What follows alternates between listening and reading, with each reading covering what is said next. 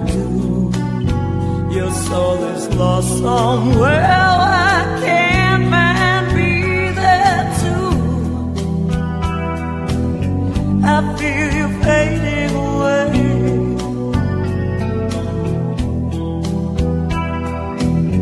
I feel you fading away. I try to dream, I say my prayers. If someone needs them, then I guess that I don't care. Riddle me this, Bats. Why did that cut off so fast? I feel you fading away. Everybody, happy early Halloween. So we have, I don't know what, Todd looks like something out of fucking Star Wars, but just ghastly. I look like a gay hamburglar.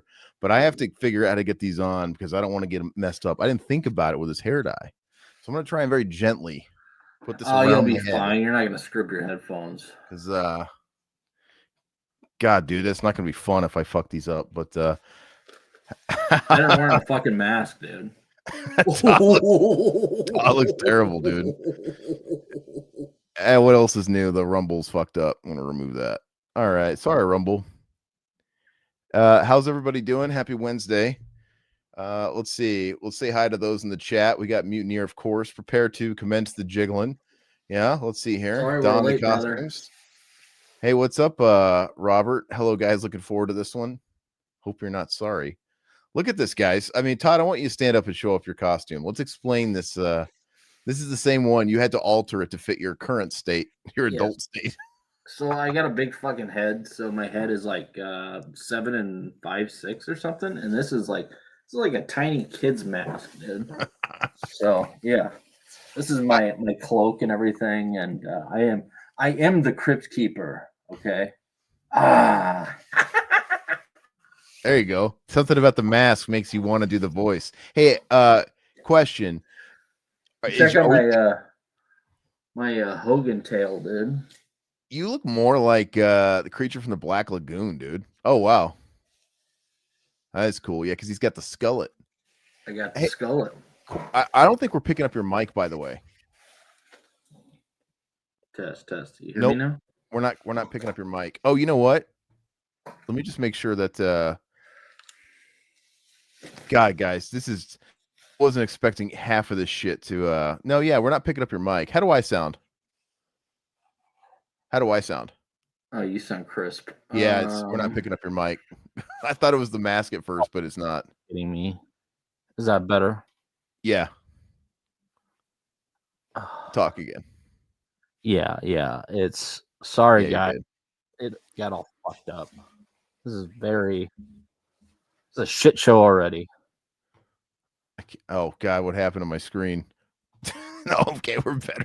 I can't see. Sorry, that's one main issue because I wear fucking glasses and I really can't wear glasses. Put the glasses on, dude. Put them on your mask. What's that gonna look like? Oh man. Yeah, I don't wear contacts, so to bear with me here. Oh, you don't wear contacts at all, huh? No, I mean, that looks kind of creepy, dude. That works.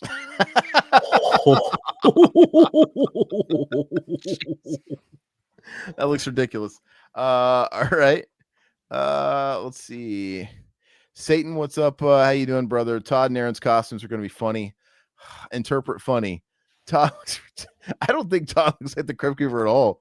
Like I said, you look like some reject river monster. I don't know. That's why they call me the River Man.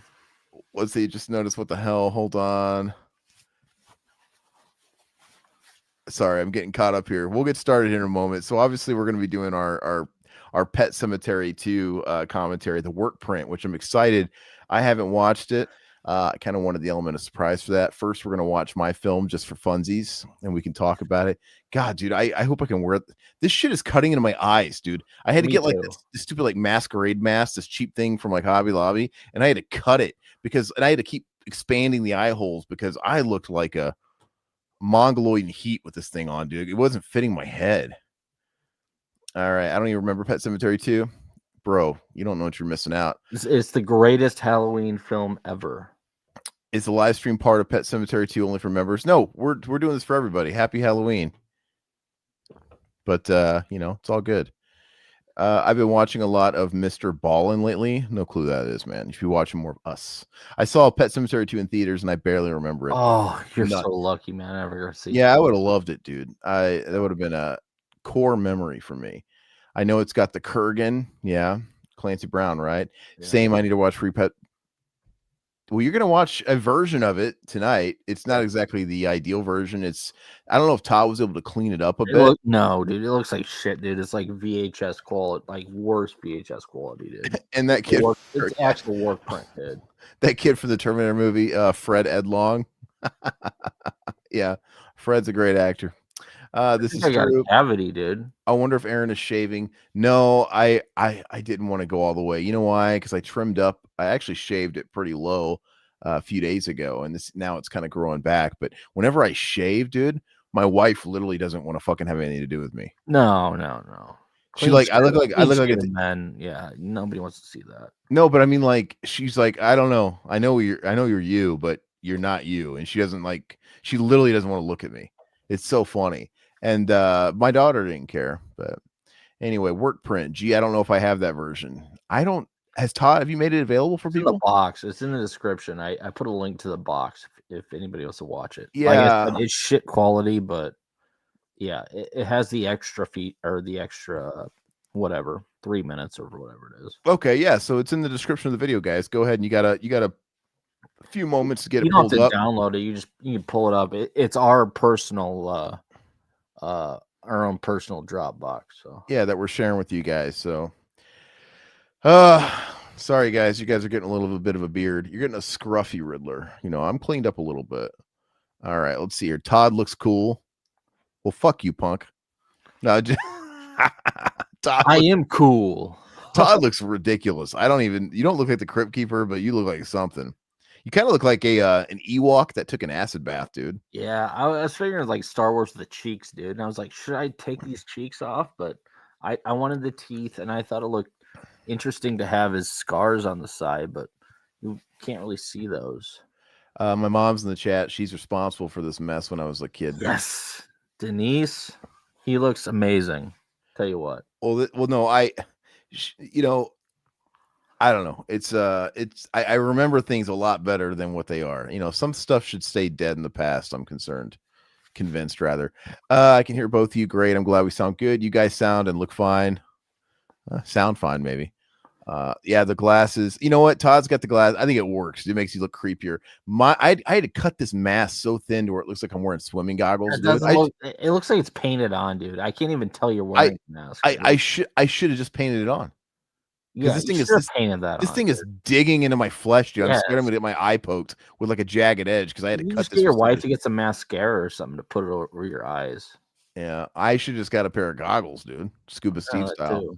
Just kidding. You both look cool for what you're trying to do. I know, dude. We're keeping it. We're keeping it honest. We're keeping it pure to what it was. 1993. Aaron, this is what it was. Hey, Gushy, I appreciate it. Aaron looks like I thought he would in his head. Well, I mean, when I say Riddler DIY, this looks like a Riddler DIY, dude. You look like a metrosexual Riddler, dude. Yeah. Do you remember this old infomercial?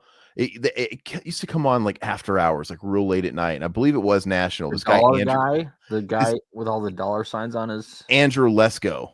Is that? And he's like, yeah, he had a jacket and had like all like the dollar signs. Yes. I look like Andrew Lesko. You do look like Andrew Lesko, dude. I didn't know you knew his name, dude.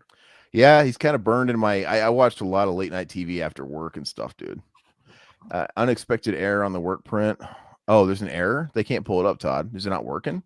Oh shit. Let me Todd, get that worked out. Let me this. Should be up there. I actually have to get my film up too, because I'm gonna share my film to the screen. And okay. Let me find this. Open with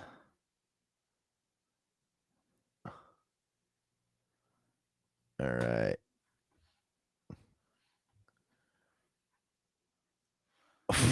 Todd's got a purchase link on here. Like, click purchase Amazon. What are we even pitching? Pet Cemetery 2, man. It's on Oh, sale. It's got it. $10 right now, isn't it? Oh yeah, dude, guys. So Shout Factory's having an insane sale. Oh my god, yeah, there's It's not here, working. here, let me they must know. They must know we're doing Pet Cemetery 2. Well, anyway, yeah. So Shout Factory's having people have been calling it a fire sale. I wouldn't go that far. People have been speculating they're going out of business.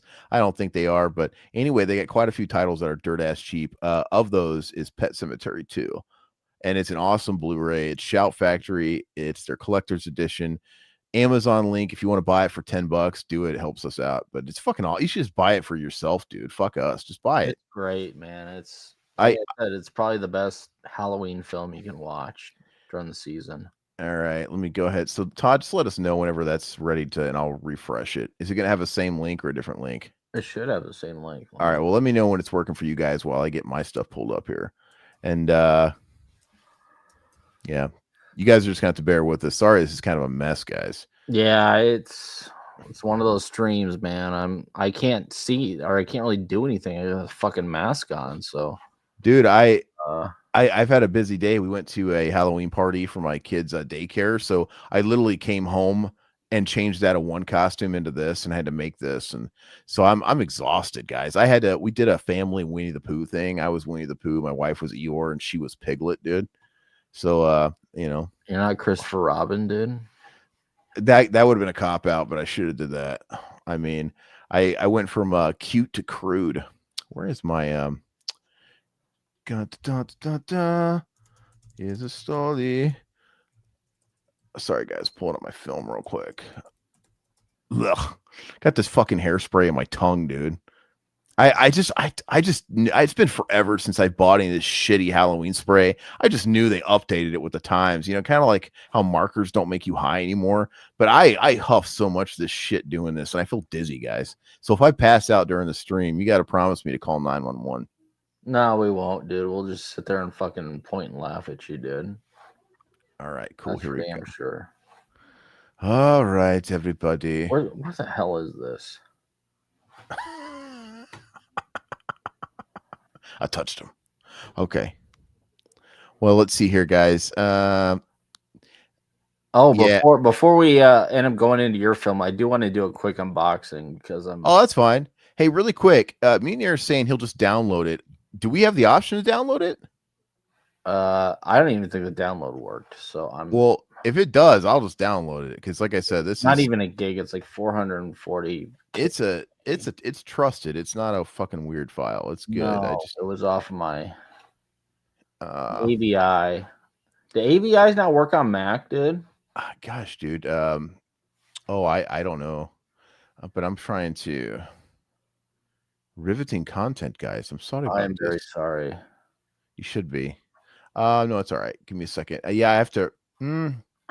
It's not showing. I don't even have it. When I open up the link, I don't see any files in here, dude. Well, I had to hold on. I had to pull. See, here, you know, now try it. I'm uploading it right now. Well, was it finished uploading? No, here, give it a second. I'll give it a second. Let's see here. So yeah, just be patient with us, guys. Laundry Day Riddler. Exactly, dude. This is Autumn Riddler. I'm wearing a sweatsuit and sweatpants. And I got these like cheap black sweatpants from Walmart. You guys aren't going to see those, but it's got one of these like cheap drawstrings. I don't know how to tighten it, dude. And they're like falling off my ass. So if I get up in a rush, my pants just might come completely off. And I'm not wearing any underwear, just for warning you. Try it now. All right, let's try this. God save the queen. Jeez Louise. All right. Okay. I think it's I might have to download it. File isn't capable with QuickTime Player. Oh, well, it's an Avi player. Well, I have you have a PC, right? Yeah. Fuck. I might be able to play it with VLC, but I don't know about anybody else. Is that do you only have an Avi file? I can convert it. Hold on. Okay. Just convert it to MP4. Yeah. All right, 1 second. Do you guys enjoy this kind of fucked up content? Like us just losing our shit over here? Show Halloween episode, dude. I'm sorry. Look, we're just here to chill. It's fine. Nobody hold this against us. Ask us questions.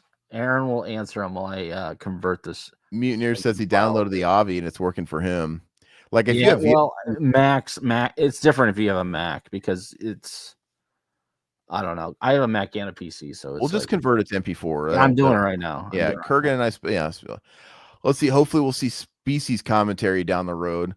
Maybe, I don't think I rewatched Species not that long ago. It was last year, and I remember when that came out. It felt like it was a big deal in the '90s, but there's no way it really was. Obviously, I think it has like what Sir Ben Kingsley in it, Michael Madsen, and Natasha Henstridge. That was kind of her introduction role. But I watched it. I'm like, man, this is really. It's so '90s in the way it's presented, but it just feels like a made for sci-fi movie. And Sir Ben Kingsley was just doing a lot of dog shit, dude. After Gandhi, the Oscar didn't help him out. But I don't love the movie, but I'm not against doing it. Especially if somebody's a member, you guys can make requests and that'll lock us into it for sure. Hey, Mutineer, I think you requested a Jeff Goldblum movie. What's that Goldblum movie you requested? I gotta watch it because he says it's like lost on VHS. It didn't ever get anything past a VHS release, and I'm totally down. He says it's his second favorite Goldblum after The Fly. So, oh really? Yeah, he put it in the request chat in our Discord, which you guys can all be a part of as well. I'll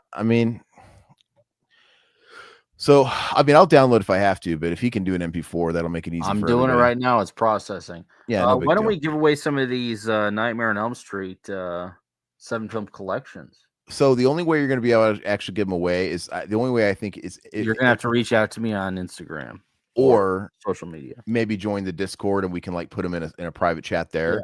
But regardless, yeah. So I don't know how you want to do that. Go ahead and get this. I have I'll come up with a trivia question right now, actually. All right. What's on those glasses? I know, right?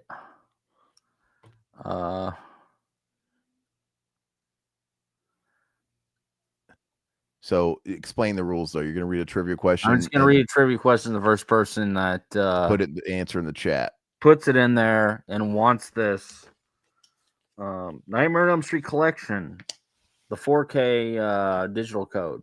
And you've got 3 of those, right? I have 3 of them. It's all yours. Yeah, I mean, so pretty much there's a good chance you're going to get one if you really want it. Okay. So this is very simple. I'm not going to make it difficult. We should have did it Name That Kino, dude. We should. Well, God, dude, we have so much shit going on right now. So okay. Okay. So, who did Patricia Arquette play in Nightmare on Elm Street? Name the character. Come on, guys. Google it. We won't know. Basically, first person to Google it. Bueller? Nobody no, we'll just wait. We'll just wait to see if somebody puts it in. All you have to do is say, Anyway, let me go ahead and get my. Oh, what's the unboxing you're gonna do? Oh, unboxing. I forgot. Okay, Amy. No. The fuck? No, it's not that Amy. Girl from the David Lynch movie. Patricia Arquette played this character. Yeah, what is her name in Nightmare 3? In part 3. What is her name in part? All you have to do is Google Nightmare on Elm Street Part 3. But the person was different in part 4. Played by Tuesday Night. Yeah. Yes. Lost Highway. Yeah. Well, she's in Lost Highway. You're right, but that's which is a great movie. Kirsten. Yes. Yes. Do you want a last name? Who said that? Okay. Mutineer said it. Mutineer got it. Okay, so Mutineer, you're in the Discord. If you want the digital code, it's all yours. Hit me up. I got your digital code. You got all 7 films on 4K. Why don't we spread these out a little bit? Wait for other people to join the chat. Okay. I got 4 of them. I got to start early though. Okay. Well, let's go into your unbox. Are you cool with like spreading them out a little bit? Yeah, we'll spread them out. I'll do my unboxing right now. All right, yeah. So this is apparently some kind of grail that he forgot he had and didn't even open. Almost forgot about. So I'm thinking like some grail. Well, it's been sitting here on my desk. I really been paying attention to it, but it's something I ordered like 2 months ago. So I got this thing for dirt cheap. I saw it on eBay. I'm like, man, this thing's freaking awesome. It's cool. I don't know what I'm gonna do with it, but just the fact that I have it, it's really neat. So I'm excited to open it and see.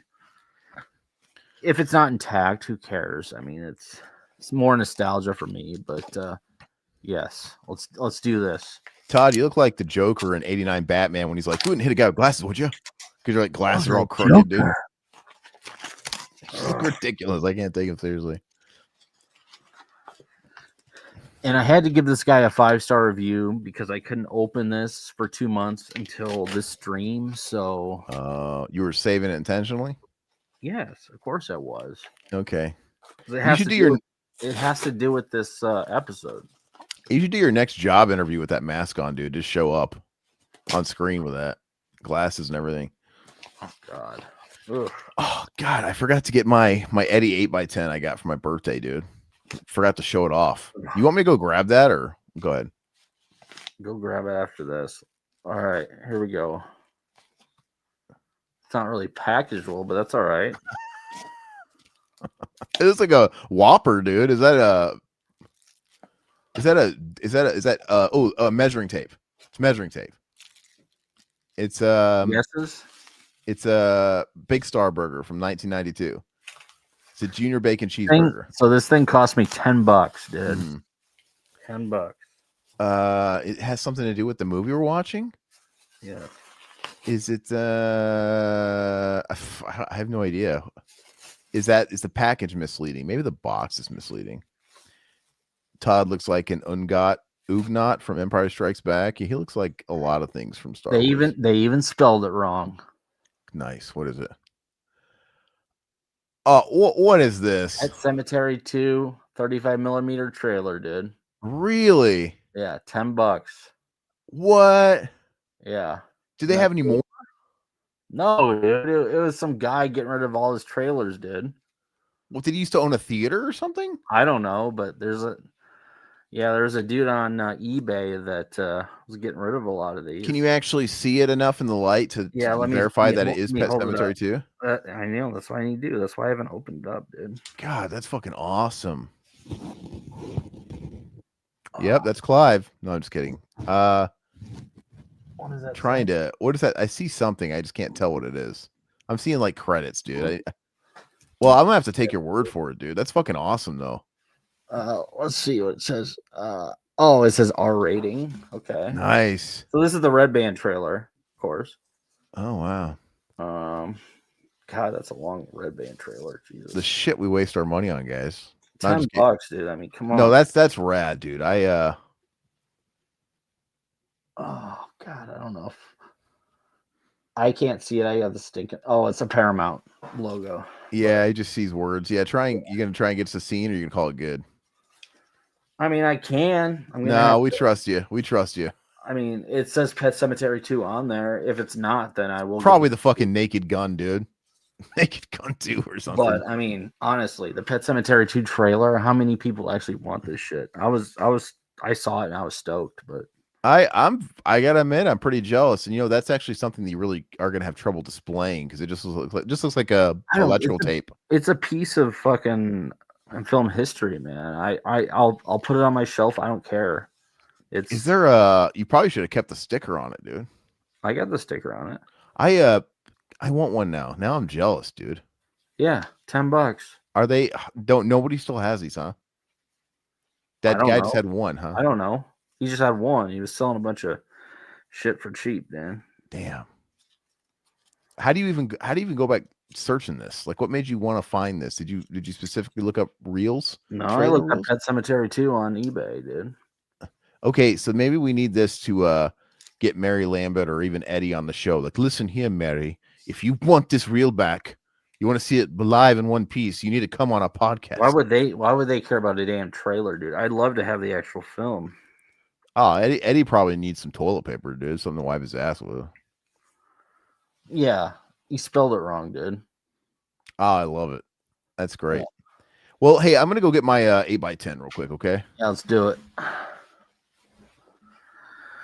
No, that's kind of cool. I wish they would actually add it in a case or something, but I actually have a lot of old film reel cases. I don't know, 35 though.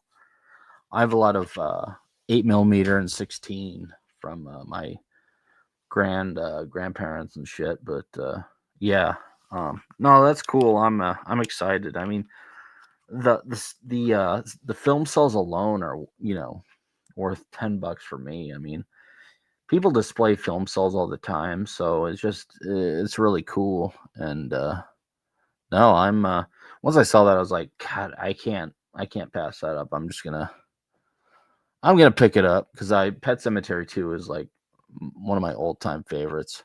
And some people think it's shit, but it's just something I grew up with, and it has a special place in the collection. Let's see if I can. God. Look, Robert, Todd, you're the man. That's so cool. I fucking hate Todd right now. See, here's this thing about Todd and me. I tend to get jealous if Todd has something I don't have, and then I feel like I have to also get it sometimes. You don't have to get it, dude. Oh God, I want it though. What's mine is yours, or yours is mine. See, man, I can have it then. Can I borrow it, dude? Yeah, you can borrow it whenever you want, man. I don't plan on watching it, but the fact that I have it, it's the cells alone are, But you don't perfect. understand. I want it. I want to own it. I have to have it. I mean, I'm not gonna watch it either. Whatever. I don't have But a projector, but that'd be cool if we had our own like little theater, dude. Like we want to show off our film, dude, and then I can put our own trailers in front of it. oh, absolutely. And it'd be old ass trailers. And the good thing is, a lot of people haven't seen Pet Sematary 2. They'd see the trailer and be like, "Oh my god, they're making a sequel to Pet Sematary! Awesome!" Yeah. Aaron must acquire the trailer, or he'll never be the number one PS2 fan. That's exactly. But you know what I have that Todd doesn't have. But I tell you what, I bet you what Todd has is probably going to be harder to acquire than what I have. So Todd could easily just get this signed 8x10. It's not even 8x10. It's like a 2x4 that somebody packaged together, dude. Yeah, that's awesome. And it's if I look at the cardboard on the back, dude. If I'm being honest, it's like the worst fucking putty color. I wish it was black. Like, why would you put it on this ugly ass putty colored backing? And look at that. So you can tell, and I did some research online. If you find signatures online that come from cons, his signature is a lot neater. It's like an actual adult. This looks like the signatures he was signing when he was a kid.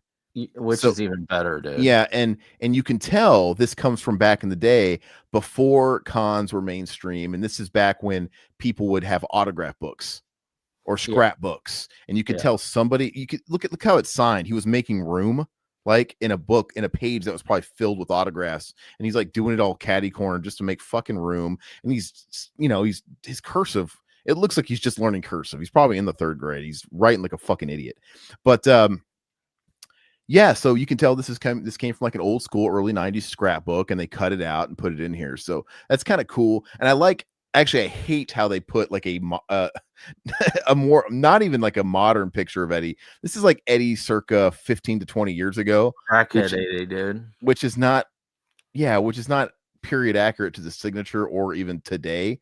And he's even got red eye in the photo, so I don't even know like where they got this. Is a photo you find on Google all the time, so he probably just printed out a shitty photo and called it a day. And I like his certificate of authenticity.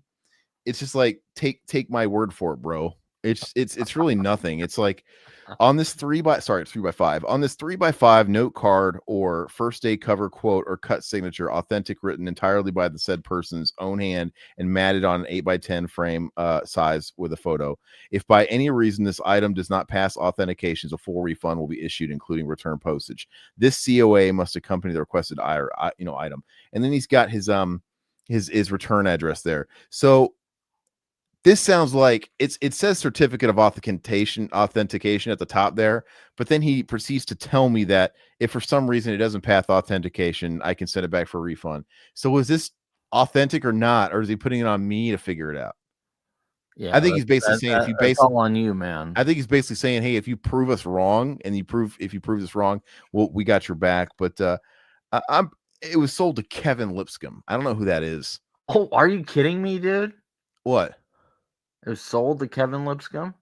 Well, my mom bought it for me, and I think my mom's name is Kent, so he got it Oh, okay. wrong. Oh, And I okay. love how his I thought this was COA, before it was sold to you guys. his COA. Look, he printed his COA on the back of a Bank of America statement, dude. Oh my It's just god. like Bank of America junk mail on the back. So, this guy's pro, dude. But anyway, I have to get a frame for this, and I got to find a place for it's going to go right above my toilet. I love it, man. That's your mom sent that to me. She's like, "Hey, you think Aaron would like this?" I was like, "Crackhead Eddie signing his name like he's like 12." Absolutely, I love it. I display that proudly.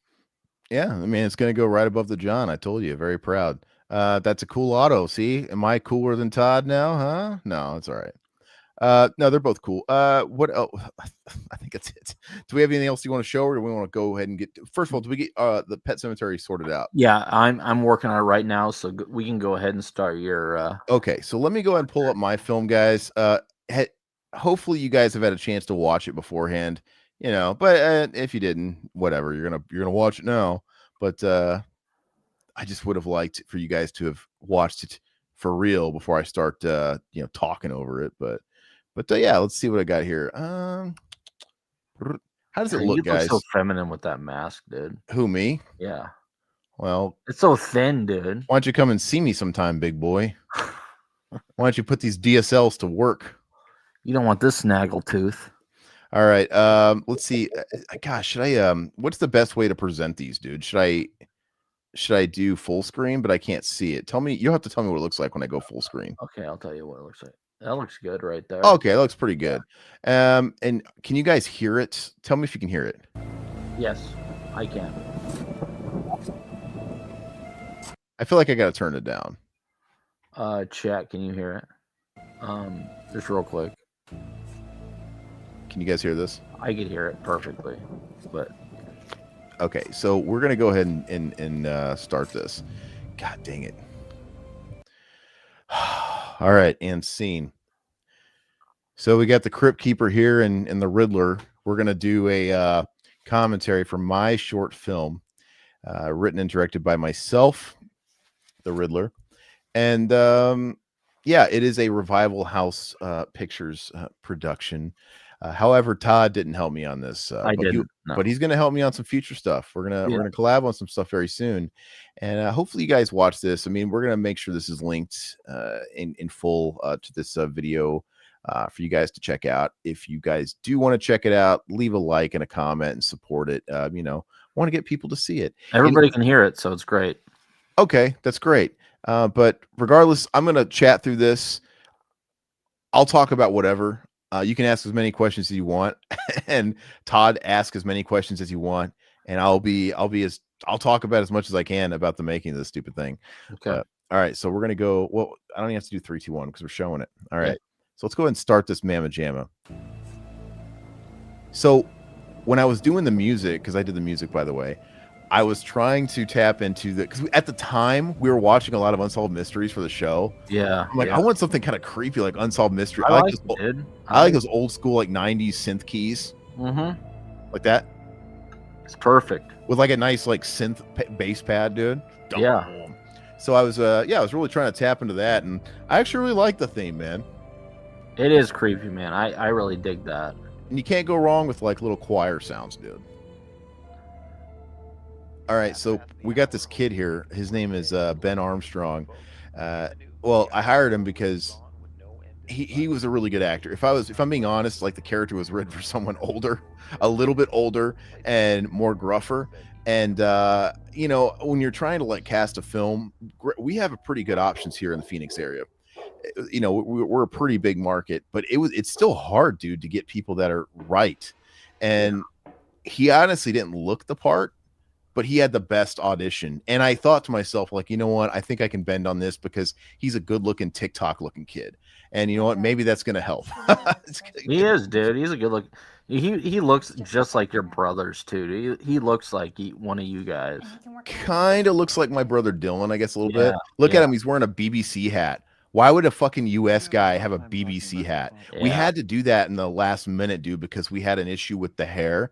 So we had to like put his hair in a ponytail, which obviously at the last minute he said he would have shaved his head. And I'm like, well, that would have fucked up because we needed his hair to get longer because we show passage of time. Sure. And so we couldn't film at a sequence like that for whatever reason. So we had to make it work. And we like literally got that hat out of somebody's fucking crew truck. And you know, if you notice, it says BBC, which doesn't mean big B cock. If it means That's what I thought it meant, dude. British broadcast, whatever. But What's that? All I know is big black cock. you're not supposed to say that in full. You're gonna get us canceled, dude. Oh, sorry. Why would anybody find that offensive, dude? I wish I was rocking that anaconda, dude. I know, me too. Anyway, so the stuff in the doctor's office there, it's we actually filmed in a really cool studio. That was a lot of fun to do that. This house, man, I had to pay this dude in downtown Phoenix. You turn it down a little bit. You want me to turn it down? That's kind of loud. Okay. I don't know how much. That kind of sounds like Pet Sematary right there, dude. Pet Sematary Two. I like it. This? Yeah. Oh God, it's Drew's dad. It's Gus. Yeah. But anyway, this house. So I paid for Turn it this. down a little bit more. Dude, I can't. This is the lowest. You keep telling me to turn it down when I'm fucking mid sentence. Maybe it's me. Sorry, guys. Yeah, turn it down, dude. All right. Well, this is the lowest I can go. Okay. But anyway, the house that I got, this guy, let me tell you, he's a dude that's like a local rapper. And I got connected with him with my DP, I guess, who had done something for him in the past.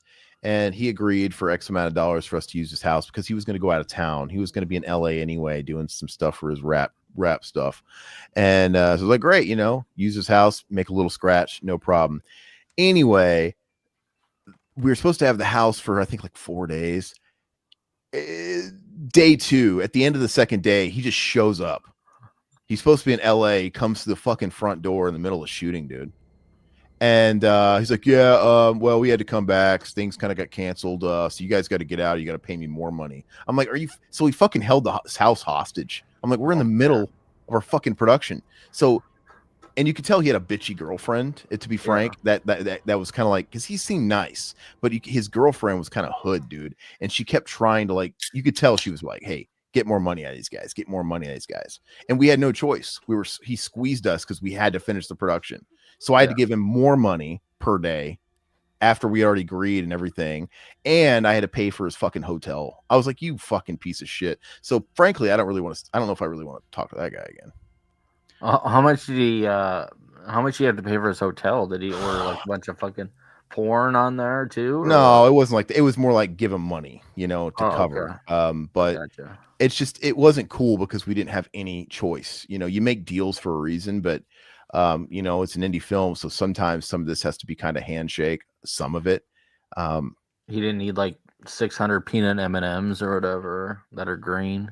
No. And the thing is, after we wrap production, the crew that we have is great, dude, and they spit clean this house, dude. It was so shiny, and this house is old. This is like a Kevin Arnold house. It looks like it was made in the 1950s. So it was actually perfect, but it was really old. Frankly, it was really dirty. The house was fucking disgusting, but it kind of worked for the shoot, but it was really gross. We had to clean a little bit just for our own sanity. Like I even found a couple of cockroaches, that kind of thing. Oh, and nice, dude. Anyway, when we left the place, we basically renovated this bitch, dude. We fucking cleaned it. The floors were waxed. This thing was as beautiful as gonna get. And they had the audacity after we did all this to say, hey, there's something on here that's broke. Like some shit, dude. Fucking, you'd open up door handles and they would fall off in this fucking piece of shit. And he was trying to charge us for something that we didn't do. And so I had to go back and, probably I had to pay for some part or whatever and then go and get it. It's so fucking stupid. They were nickel and diming, dude. Oh yeah, dude. I mean, It was that not sounds like an a great Airbnb. experience, Yeah. but if you're listening, thank you for the house stuff. Yeah. So Did you ever think about doing it in your own house? no, my house is too new, man. Oh, that's true. Because and also my house is very I want it to represent as anywhere USA as possible. You But can I turn live it in up a little bit. Arizona and my house is very Arizona, dude. And it's You just can too turn it nice. up a little bit. Sorry. Now I can turn it up. Yeah, sorry, that was me. You got to stop that. Can we just stay on something, dude? Yeah. But yeah, my house is just too nice. These guys are not supposed to have a lot of money. I mean, she's working a waitress job and he's a deadbeat dude. If they lived, I'm not trying to say I live in like a mansion, but my house is just too clean. And if you guys know anybody that lives in a house like this or a downtown area or whatever, that looks like their table. It's like shit everywhere and cockroaches going across the table. So let's see. Yeah, I mean, Satan, I guess I'm not trying to talk shit, I guess. I learned a lot from that particular situation. Let's see. Yeah, the Crypt Keeper's drinking Bud Light. Are you drinking Bud Light today, Todd? I was drinking Bud Light Lime a little bit ago. Now I'm drinking Rersteiner Oktoberfest. Nice. Like a German. So I cameo as the radio voice. Yeah, this is Aaron. Yeah, He has a great voice. You have a great radio voice. I'm at the beginning too. I really like this scene actually with all the voice modulation and stuff like that, and I start blending it with the doctor and stuff. He's losing his mind, guys. Ooh, but I actually really dig that scene. Let's see. So I mean, what are your thoughts, Todd? I mean, what kind of cell phone is that? Well, so it's kind of ambiguous, but I wanted to without making it too heavy-handed. I wanted to set this like around 20, like maybe just after 9/11, early 2000s. Okay. So I didn't want anybody to have any of that tech or whatever. Sure. I don't really think it really came through, but he's in the shower right now. that's just how I wanted to do it. Well, yeah, I guess he has a phone, a rotary phone, looks like. Yeah, and the whole point was I wanted him to be somebody that was coming home from a particular war. Obviously his background's ambiguous, everybody watching, but there's a whole backstory that I wrote for him. But and obviously in our lifetime, it's the Afghan war. That was kind of the big one. So it's kind of in that era. And when you hear the stuff on the radio of my voice or whatever talking about it, it's talking a little bit about political narrative, and it's not really getting too in detail, but what other war could it be? You know what I mean? Yeah. So how was she to work with, the actress? She was cool, man. She was really, really good. Everybody was great. And both these guys were really, dude, I got some of this fucking shitty makeup paint in my eye, this hair stuff. Like a flake fell off and it fell in my eye. It's Riddler hair. So they were both great. They worked off really, really well with each other. They had never met each other. Was she really pregnant or no? No. If anything, if I got one of my nitpicks is if I had to critique it all, it's like I would have done more takes to make her walk more pregnant. I think she's moving a little bit not like a pregnant person. That's what kind of gives it away. She looks pregnant in the reshoot. There's a scene coming up here soon or no, I guess we already missed it. When she was at the bus stop, that was a reshoot. And so we did better on that one. But yeah, the thing is time is money, dude. We had so much time. We had to do 16-hour days. I'm sorry. 16-hour days. We filmed the whole thing in 4 days. And there was no time to do multiple takes. You pretty much do a master shot, get an angle from her perspective, an angle from his perspective, and you fucking move on. You have to. Yeah. You really, really have to. So, and I'm in more of the mindset, we didn't even have time to go over dailies. And so had we gone over dailies every single day, because there was no time, it's like you get off, you have to go to sleep, and you got to wake up in the morning and go back to set.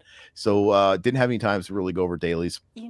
Otherwise, I would have caught little things here and there. But even if I would have caught some of the stuff that I wasn't happy with, some of it we just wouldn't have been able to go back and do anyway. But we were in this house for a couple of days, so I probably could have redone some stuff. But how old is this actor? He doesn't even have a hair on his chest, dude. Oh yeah, dude. He's got he's like fucking Home Improvement looking, Tiger Beat looking dude. Yeah. He's a young dude. He's in his 20s. Oh, he's in his 20s. Okay. Yeah, he's he might have been like, I don't know how old he is. Maybe he's 25.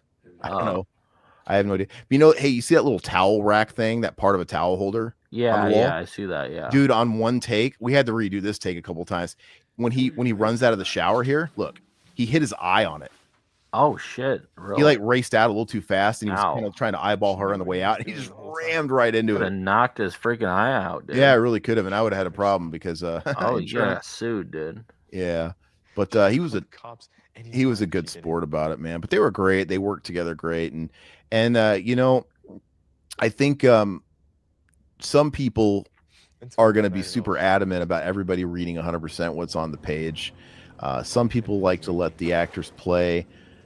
My thing is like, dude, if they prove to be really good at she tried to pull him workshopping shit together, I mean, let them play. These guys were really good. So we would do multiple takes. We would do at least a take just as it's written, and we would do a take of them having fun with it. And a lot of times we took their takes because they were really good.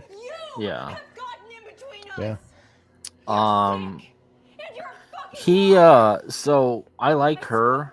She's solid. She's very interesting to look at, actress wise. I do like him though. I think he's really good. He's probably the best actor in the film. He reminds me of Caleb Landry Jones from Antiviral. He has that look to him. If you know who I'm talking about. He's a redheaded guy in Antiviral, but he has that look to him. Let me turn down for a second. Unique look to him, which I dig. Yeah, well, she's got a unique look. She does too. She does too, but he's a better actor. No, I'm gonna watch my words. But no, I think. Well, you don't have to say anything. I'm just saying what I think. I think they're both great. I do think he really carries a lot of it. But if she, what's funny is I kind of thought he was going to be the one that was the most acknowledged, and he hasn't been. In the stuff I got in with festivals, she was getting the acknowledgement. Oh, really? Okay. And which like I said, she deserves it too. But he would get like nominated for some stuff or whatever, and then she's been getting more of the accolade stuff for it. Really? But I don't know. So when I was working this out with the editor that I worked with, he was really good. It was a bit of a chore just because, ultimately the director has the final say. When you're working for a film and you're working for a director, your ultimate job is to give them what they want. That sounds terrible. That sounds conceited, but you can give opinions, you can work together, but the director has the final say. And sometimes editors can have a tendency to really lean on their opinions hardcore. And the guy that we had, he kind of did. He had really strong opinions, and eventually I got my way. But the way he would cut it was way more drama, and it was all like her stuff. And because we had a lot of takes and a lot of shots, and he would always focus on her angles and from her perspective, and it really changed the film a lot. And I understand what he was going for, and I guess it worked for what he was talking about, but it just wasn't the film. And I'm like, he's the guy. He's a lot more interesting, I think. It positioned the story to be more through her perspective. Yeah. And I didn't want it to be through the wife's perspective. Yeah, it's his film. And the way it's cut is 100% the way I had cut it, for better or worse. But I'm happy with the way it was cut. And so at the end of the day, you need someone to kind of twist the knob. I might do it myself next time, to be honest with you, and just like twist the knob. I did like the credits too, how they had the new couple in there. I thought that was cool. So originally this was a whole scene. There was dialogue and all that stuff. And so with this, you hear about stuff that happens on an indie film set, and you got to like just fucking roll with it. We actually had the mother, father, and we had that one chick. She's supposed to be a realtor, and they had a little girl, and like they had a kid with them. Yeah. And the dad, the guy I had to play the dad, he canceled the day of. Like we were expecting him on set in half an hour, and we can't wait around. He fucking canceled. So we had to scramble and get people that like, hey, give me phone numbers. Anybody know a guy? And we had to get someone on set. Luckily, you know, we have a pretty good ecosystem out here for that stuff. So we found someone. That's who we saw. And the girl, the kid was supposed to show up on set with her mom. She just straight up no-showed. Oh, wow. Just straight up no-showed and ghosted us. Wasn't answering her phone. And so that's pretty unprofessional. And who knows what it could have been. It could have been, hey, look, I've got her booked for something else. But it was shitty because we had to start because we have other actors coming. We had the actors that were in this scene. They were coming at a certain time. They had to leave at a certain time. Yeah, and so I had to like hurry up and rewrite the scene. And then I rewrote it on the fly. Like, well, fuck, she's pregnant now. Get the belly of the wife, Elizabeth. That's who plays the wife. Get her fucking fake prosthetic belly. Put it on hers. And now you're pregnant. Now you're also an expecting mother. And it actually worked out for the better because it presented the full circle even better. Like, hey, she's an expecting mother too, and the cycle continues type of thing, right? So it actually worked out for the best. It was a happy incident that worked out for the better. Now, like I said, the whole scene, it had dialogue and this whole deal, but when I watched the film, we essentially now had two endings, and I'm like, because I think the real ending, I like the more powerful ending is the dirt on the camera, right?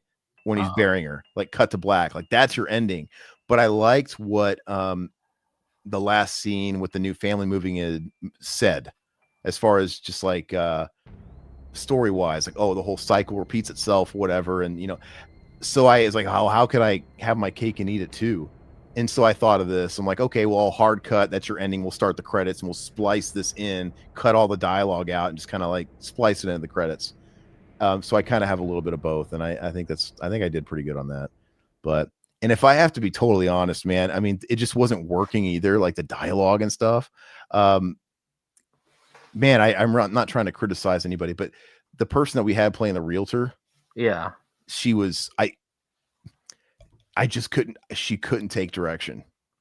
I hate to be like that, but like everybody else was really good. And she would sound like an infomercial. Like she wasn't getting the project. And I did a few takes, and I'm like, I kept having to talk with her, and I gave her pretty good direction. And I would even I would do the scene for her. I'd be like, here, do it like this. And I would do a run with them as her. And then she'd be like, okay, I got it. And we'd roll again, and it would be the exact fucking same. And so I didn't like it for that reason. I'm like, well, fuck this. So she kind of got cut. You basically see her legs in it.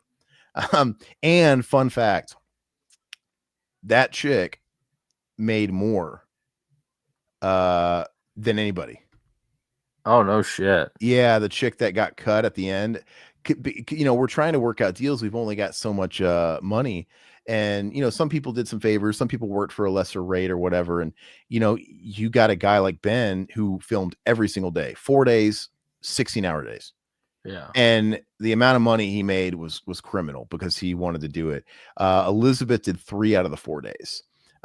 But you have this one person who played the cut role, and the amount she made for like an afternoon was a lot. And the fact that she got cut and honestly wasn't working for any of the stuff. So but that's how it works, man. You know, you're not going to keep everything. So no. I mean, you know, all you can do, when I do it again, and if I had to give anybody advice, I think everybody's going to have the same bit of advice for anybody. It's take more time in pre-production, because you could have 5 years in pre-production, but I think you're never going to have enough time in pre-production, because if you have enough time in pre-production, you're going to be able to plan for more shit that goes wrong, or you're going to be able to plan for, you know, better stage set design. You're going to be able to plan for, even big movies have errors with continuity, you know?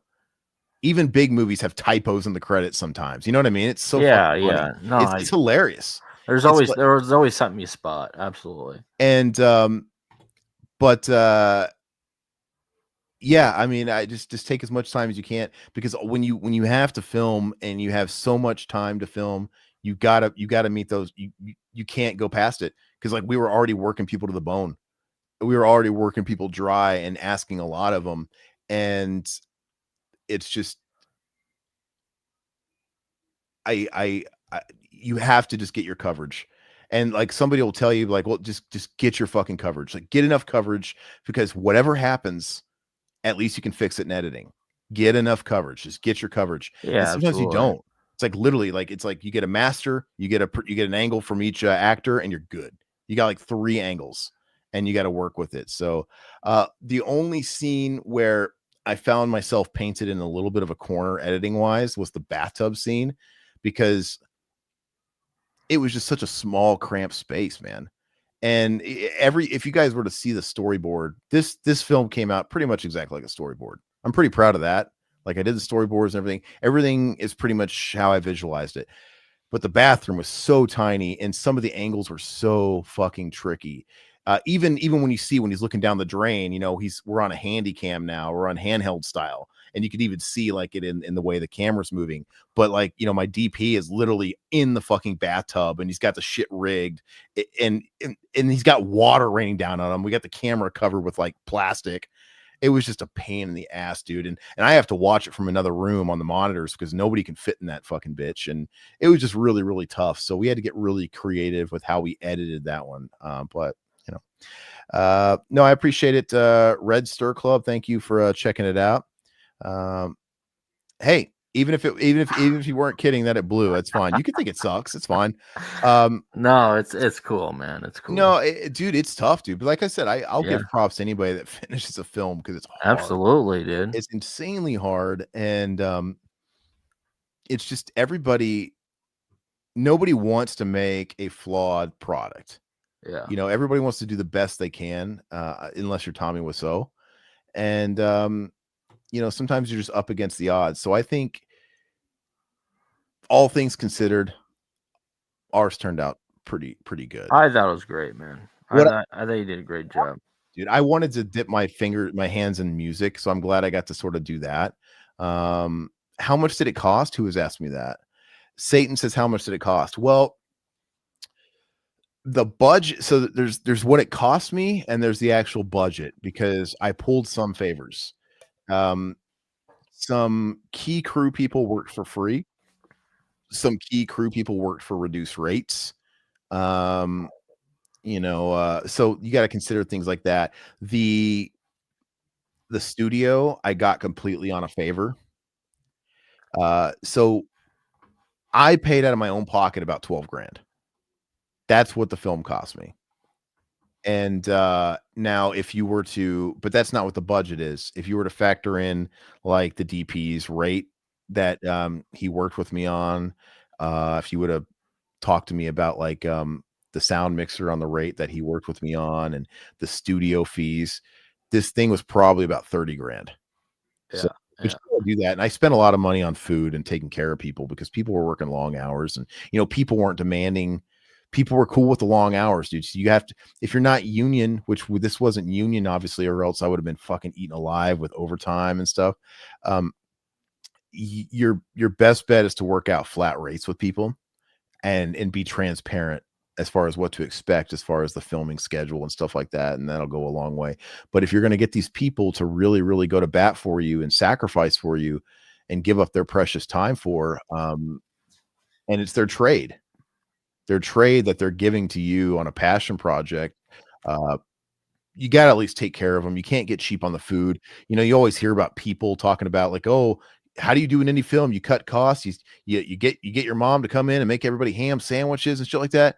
Like, the one thing I've learned from talking to people in this area is it really goes a long way. Like, don't skimp on that shit. Don't fucking just put out a couple of picnic baskets.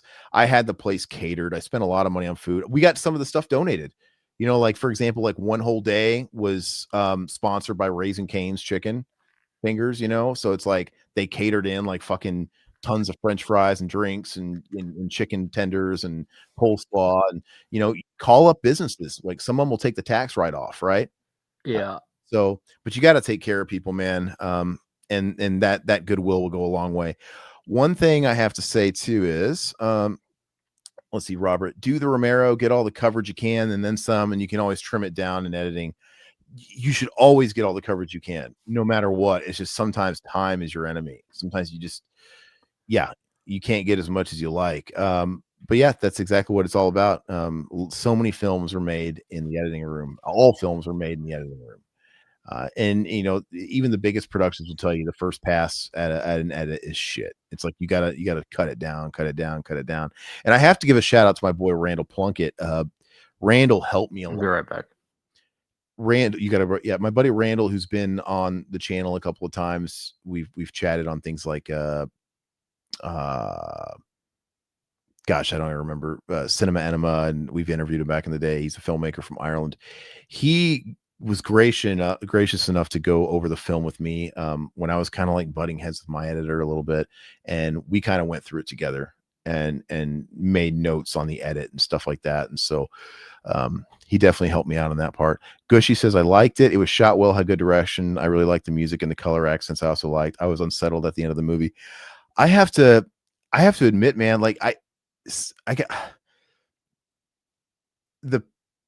I don't know what some people were expecting. So like we have, I don't know, man, like some people that were even a part of it, I think when they watched it, I don't know if like they were prepared for like what they saw.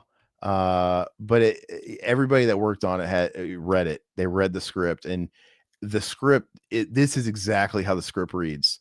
So I think it's just if you're not used to making a certain kind of film, some of these guys they did commercial work.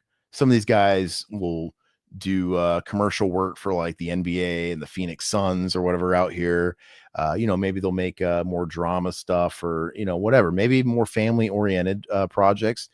So it's one thing to read a script and want to do something that's different, and ambitious. Because, dude, I'm telling you, for an indie, for the money that we had and for the time we had to film it, this is an ambitious project. It was pretty ambitious. So all that was exciting. But I think when they actually see the final product and they actually see the concept of a guy doing what he does to like his spouse, it's kind of hard. And I think they might even be a little bit put off by that. Like, oh man, this is kind of rough. But this is exactly what was sold on it. And it's not like smut. It's not rough for the sake of being rough or edgy for the sake of being edgy. It's basically a guy who's at an impasse, and you could have a happy ending or you can have an unhappy ending. And our character hit a crossroads where he could go down the path that was laid out for him, right? And sort of be a victim of what his upbringing was, or be a victim of what basically society has told him he's going to be. Because, you got to imagine this character is somebody where everybody's failed him. His parents failed him. Society failed him. Even the government failed him, because this is a guy that, in my mind, what happened to him when he was a kid, basically he become orphaned, and, he would have went through the system. Think about kids that go through the system. Basically, you're not really cared for in a lot of these situations. And when you turn 18 and you age out, you're pretty much kicked out on the curb with no real skills to transfer into the adult world. So what does somebody like this do? They either get into trouble or they go into the military. Someone like this went into the military, somebody that's got mental health problems. He's got a lot of unaddressed issues, and, he's going to get discharged for whatever he does in the military. So it's like everybody is just not there for him, and he becomes a bit of a casualty, a statistic. And so, yeah, anyway, at the end of the film, he's got a path. It's like, I could right this wrong. I could break the cycle, and I can be better than what was given to me, or I could be the statistic. I can be the number, and I could just follow suit and let this stuff define me. And yeah, so that's just the difference is we had an unhappy ending, and that's real life. Sorry, not everybody has a happy ending. So I think when people see that, it's just like, oh, so the guy just fucking, I don't know what to say. Robert's great. It's a dark tragedy that's, got a hint of horror. Yeah, it's tragic, but this shit's real, and the film was designed to be a proof of concept. So like I wrote a feature film years ago at this point that I still would love to make, but and it's centered around 4 main characters, and this is more, the feature film is a horror movie. It's more of a straight up like kind of horror shit, like supernatural, all kinds of worship. And this character is one of the main characters of this film, but he's much older. It's a guy that's in like his mid 40s to 50. So I wanted to do a proof of concept that sort of just basically gave the backstory of one of those characters. And this is that guy's backstory. And if you read or watch someday the feature, this backstory is all kind of hinted at in his character. And I'd like to do that for every one of them, but so that's what it was sold as. But if I'm being honest with myself, it's like this really doesn't sell the feature film. The feature film is a little bit more fun in places. It's more of it's dark and it gets a little fucked up too, but it's a little bit more out there. Let's see. Is this your first film? And it sounds like it is. You had a lot of talent. You should definitely try to make a full-length movie. Yeah, this is my first film, directing and doing all that shit. So yeah. I fancy myself a writer. I never thought I would get behind the camera and do all that stuff, but yeah, had a good time. And thank you guys for checking it out, and thank you for watching it with us. And like I said, if you feel so inclined, check out the link, go to it, leave a nice blurb on there, like it, all that good stuff. And yeah, even share it if you so dare. Don't share it with your grandma. She'll probably be like, who do you guys associate with? It's fucked up. But all right, Todd, are we ready to watch Pet Sematary 2? Did we get this figured out? I can't hear you. You're muted. Todd's muted. Can't hear you. Go to the box. Everybody in the chat. Should be an MP4 now. So all right. Whew, let's take a little breather here.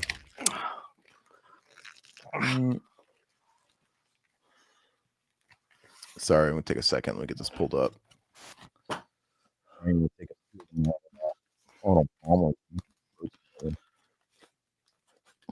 Go to the chat. Go to the box now in the description, and it should be there. It should be an MP4, so you should be good. Yep, we're good now. I'm gonna download it really quick. That thing is itchier than shit, dude. Oh, you took it off, dude? Did I take it off, dude? Oh, I would hope right. so. I'm not paying attention. Oh, you got to put it back on, dude, or I'm taking mine off. We got to do it, dude. We got to put it back on. You don't get a full face mask on, dude. I've got fumes. I am high as shit right now off fumes, dude, that are in my. You have a skinny, tiny mask. It's dude. clawing into my flesh, dude. Oh, I'd take that any day over this thing. I'm gonna take this off, and you're still gonna see this fucking mask this thing's like engraved 3 in my times eyes. as small.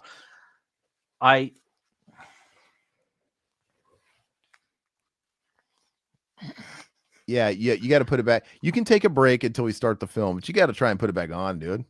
Now you look like a toxic, like Baraka, dude. Yeah. But like, dude, but people are gonna watch this. We're gonna, separate, and you gotta have the mask back on, dude. It's on, dude. It's fucked up, dude. We can't hear you now, too, because your mouth's covered up. You hear me guys, now? chat. We need you guys to. Yeah, look, Meatnear says now it's ruined. Everybody, let's guilt him, because I'm sitting here high as a fucking kite. You think I would love to take this sweaty ass fucking sweatsuit off, dude? You have eyeliner on, dude. It's a fucking. You see the string, dude? Digging into my flesh. I don't see any string, dude. You don't see that string right there? It's a string. I want to enjoy my Pet Sematary 2 talk. I want to sit here with a. Well, I feel like you're baiting and switching people, but that's just me. Now it's just a bald cap, dude. Well, I feel like you're baiting and switching everybody. All right, so I have the film pulled up. Let's go ahead and we'll start officially here in just a second, everybody. All right, everybody ready to go? Look at Todd. He looked so much cooler before, and now the people that watch this separate video are never gonna know. Terrible. It's How fun. do I move? Dude. Oh, there we go. I was sweaty. I was oh, shut up, dude. If you had the thing out for an hour and a half, dude. Oh, you had a thin thing on your face. Don't even start that shit with me, dude. Don't even start. I'd paint my hair red if I had hair. I'd paint it red. I put a little fucking mascara on my face. No. You look like a fucking Buddhist monk, dude, with Sid Vicious hair. Zach Morris comb over, dude. Terrible, dude. Like the mullet, dude. All right, so let's go ahead and get this started officially. All right, everybody got it up? You should. All right. Before you do that, oh, I have glasses here. Okay. All right. Yeah, put on your glasses, dude. Okay. Some people just weren't cut out for the life, dude. Look at Todd over here. Now he just looks like Todd. He looks like Todd with a comb over now. It's like a wig. That's all he looks like. He looks like Todd. And you look like one of those like Shang Tsung Mortal Kombat the movie priest, dude. That were like painted on hair, dude. All right, so let's go ahead. All right, everybody, we're gonna watch the Pet Sematary 2 Workprint. This is our annualized shrine to Pet Sematary 2. We tend to do something for the film every year because Todd and I basically worship this thing at this point, and we've got a whole just a tribute to Eddie all the time, man. Eddie, if you're watching this, give us a chance. Come on our channel. We know more about your career than you do. We've talked. I mean, you've said so many things about Eddie, good, bad, indifferent. I mean, but I wish it'd be a water under the bridge. I wish he would come on. I love Eddie. I'm just being honest. I mean, I want the best for Eddie. I think he's got the juice, man. He just refuses to do what he has the potential to do. Yes. But I want the best for Eddie. I wish he would come on. Like I said, I no doubt really think we know more about his career than he does. Oh, absolutely. The movies, it's so funny. You watch him on interviews whenever he's at like cons or whatever, and he really just doesn't remember much about these horror movies, the stuff he did in the night. If it's not T2 or maybe like even Detroit Rock City or whatever, he just doesn't like. Man, why wouldn't he research it though? That's what I understand. You're going to get these questions. Yes, and you're going to a horror con. Yeah, just be like, oh, the filming was fantastic. Just bullshit your way through it to get more money. I mean, but he's like, I don't know, man. I don't remember. And he's going to horror conventions. You don't think that the people at horror conventions are going to want to maybe talk about the horror movies? They're the most knowledgeable people you'll ever meet, dude. They're going to test you. Yeah. And, he gives those sort of answers when he's at conventions. And I watched him on Michael Bean's podcast. And it's funny because it's cool to see him kind of get relaxed on Michael Bean's podcast because now he's just talking to a guy who's met in the industry and they've done and you can kind of tell he's kind of broing down for a second. Like he's forgetting he's on a podcast. Yeah. And he's being very transparent. He's like, yeah, man, it's like people come up to me at these things and they love movies like that. And I don't fucking get it. And like, I don't know. Like you can't say that, dude. I mean, especially if you're going to these horror cons. I mean, it's just gonna hurt your audience. I mean, I wouldn't give a fuck, but I mean, there's some horror fans that would actually take offense to that. Because it's like you don't get it, but yet you're coming to these cons to take our money. Yeah, exactly. It's like, and I get it. Like nobody owes anybody anything. It's like, it doesn't matter. I mean, Eddie could literally hate your fucking guts and he's coming to a convention and he's saying, hey, buy my 8x10 or a picture. And you can either agree to it or not. And you could still love Pet Sematary 2 and not even like the person who stars in it, hypothetically. But it does go a long way. If it goes a long way when you see some of these guys that just embrace the culture, I'm telling you. So that's all I got to say about that. Gushy, I agree. We should do an Inside the Actor Studio with Mr. Furlong. Is James Lipton dead? We should just take over his show, dude. We should just do, revive it. And we should do Inside the B-list Actor Studio. Wouldn't that be great? That'd be awesome. Dude. Why don't we start that? Nobody's done that. Why don't we have a new film series called Inside the B-lister Actor Studio? That would be freaking awesome. We should trademark that. And what you think people would take offense, dude, if we get certain actors on, and that's the show. They end up on that show Inside the B Actor Studio. Why would they take offense to that? I mean, just look at all these TV show people that are like home improvement kids are coming out with like podcasts and shit, just like random fucking television personalities from the 90s. It's like they don't care. I mean, they just want money, which I It's don't a bit blame 'em. derogatory though, because if we had somebody that was bigger, I would be like, well, how come he didn't get inside the Be Active studio? Like, well, Well, I he- saw that Mark from Home Improvement has a fucking podcast now. It's like, oh, Mark, dude. yeah, it's like everybody has all these washed up 90s actors have Mark podcasts. looks like a Hare Krishna, dude. Fucking cool. He looks like he runs a cult or something. Yeah. Anyway, let's go ahead and start this film. Todd said it looks really rough. It's a work print. If you guys have never, It looks like shit. Yeah. I don't know if you guys are familiar with work prints, but they're exactly that. They're sort of they're rough cuts. Like a VHS rip. Yeah, they're not final products, and they tend to look pretty rough. Most recently, as a member commentary, we did the work print for Hellraiser Bloodline. That was a huge selling point to be on that most recent Arrow collection of Hellraiser they put out a year or two back, and that one is probably much better quality than this. But yeah. Oh yeah, dude, but this is bottom of the barrel quality. Let's just say that. the cool thing about the work prints, though, is you get to see a lot of stuff that maybe wasn't in the original final version of the A lot of film. different music too. So if you watch this later, It's and a lot of you times they're going compare- to use yeah. library fucking stock music as placeholders. Mhm. So like in the case of something like the Hellraiser Bloodline work print, it's got a totally different edit. In fact, I actually really like the edit of the work print. And it's got some more extended violence, and just sometimes it's rough stuff. Or, you might even see like some insert special effects here type of thing. Yeah. Like I've seen work prints for movies that had SFX, and where the SFX should go, it just kind of cuts to like a frame where it's got like a drawing or maybe even rough graphics, dude, that aren't finished. It's kind of a cool thing, and it's kind of exciting that there's some kind of slice of this movie I haven't seen before. So I'm really hoping I get to see some footage I've never seen before. The music, I don't like to watch these films with audio when I do the commentary. I just don't. So I'm probably Well, not. we can't know, but yeah, later on, if you guys want to watch. Well, I just don't like to have it in my cans while I'm talking. I just don't. But so let's go ahead and get it started, guys. Really quick. Yeah. Rotting Pumpkin. Mark married that old woman. Yeah, he married an older woman, and I think he started like some like farmer's market. I mean, he went out of acting, and good for him. He was never a great actor. He's one of those. He was a cute kid, and then when he grew up, you could tell his heart wasn't in it. He wasn't a very good actor, and it's like, oh god, what do we do with Mark now? Now he's kind of older and awkward looking, and he's not very good. So Mark, if you guys watch that show, they weren't focusing any stories on him later on. He was just like a side guy that showed up every now and a blue moon.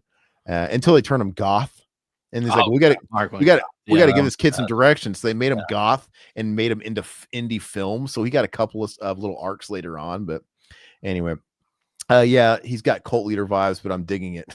You would. All right, guys. So let's go ahead and get started. We're gonna get started in 3, 2, 1, play. I can't really see it. How much longer? What's the allotted time difference on this work print?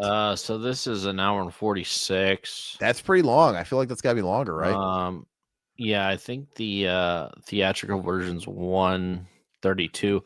So the regular work print edition is without credits is 142. So it is a little bit longer. It's about 10 minutes longer. And I will go through some of the differences. I do have that populated. This is already different. Yeah. So we're starting with Zowie. Is he going to the burial ground? Yeah, it looks like it. Yeah, I haven't gotten through all of this. So yeah. Okay, so in the film that we start here. Mm-hmm. It's very much like Wes Craven's New Nightmare, where the first scene is like a fake out. They're filming a movie. Yeah, and it wasn't totally necessary to start with that shot of Zowie going because Zowie wasn't turned at this point. Why was maybe Zowie was just digging up there as like a total regular dog, but it just doesn't make sense. So that I can already tell is good to be cut. Oh, was that the same angle?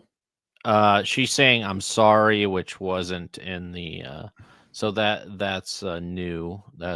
I feel like that thing was all that was all a wide shot. It wasn't all a wide shot in the film we were watching? Wasn't there like some close-up stuff with the skeleton hands? Yeah. Okay, so we're dealing Yeah, with so that part was new. I wish I had fucking what's it called? Closed captions on this. That would be great. Is there closed captions? Probably not. Just probably not closed captions, but I wish because I just don't want to listen to the audio while I'm trying to, watch this.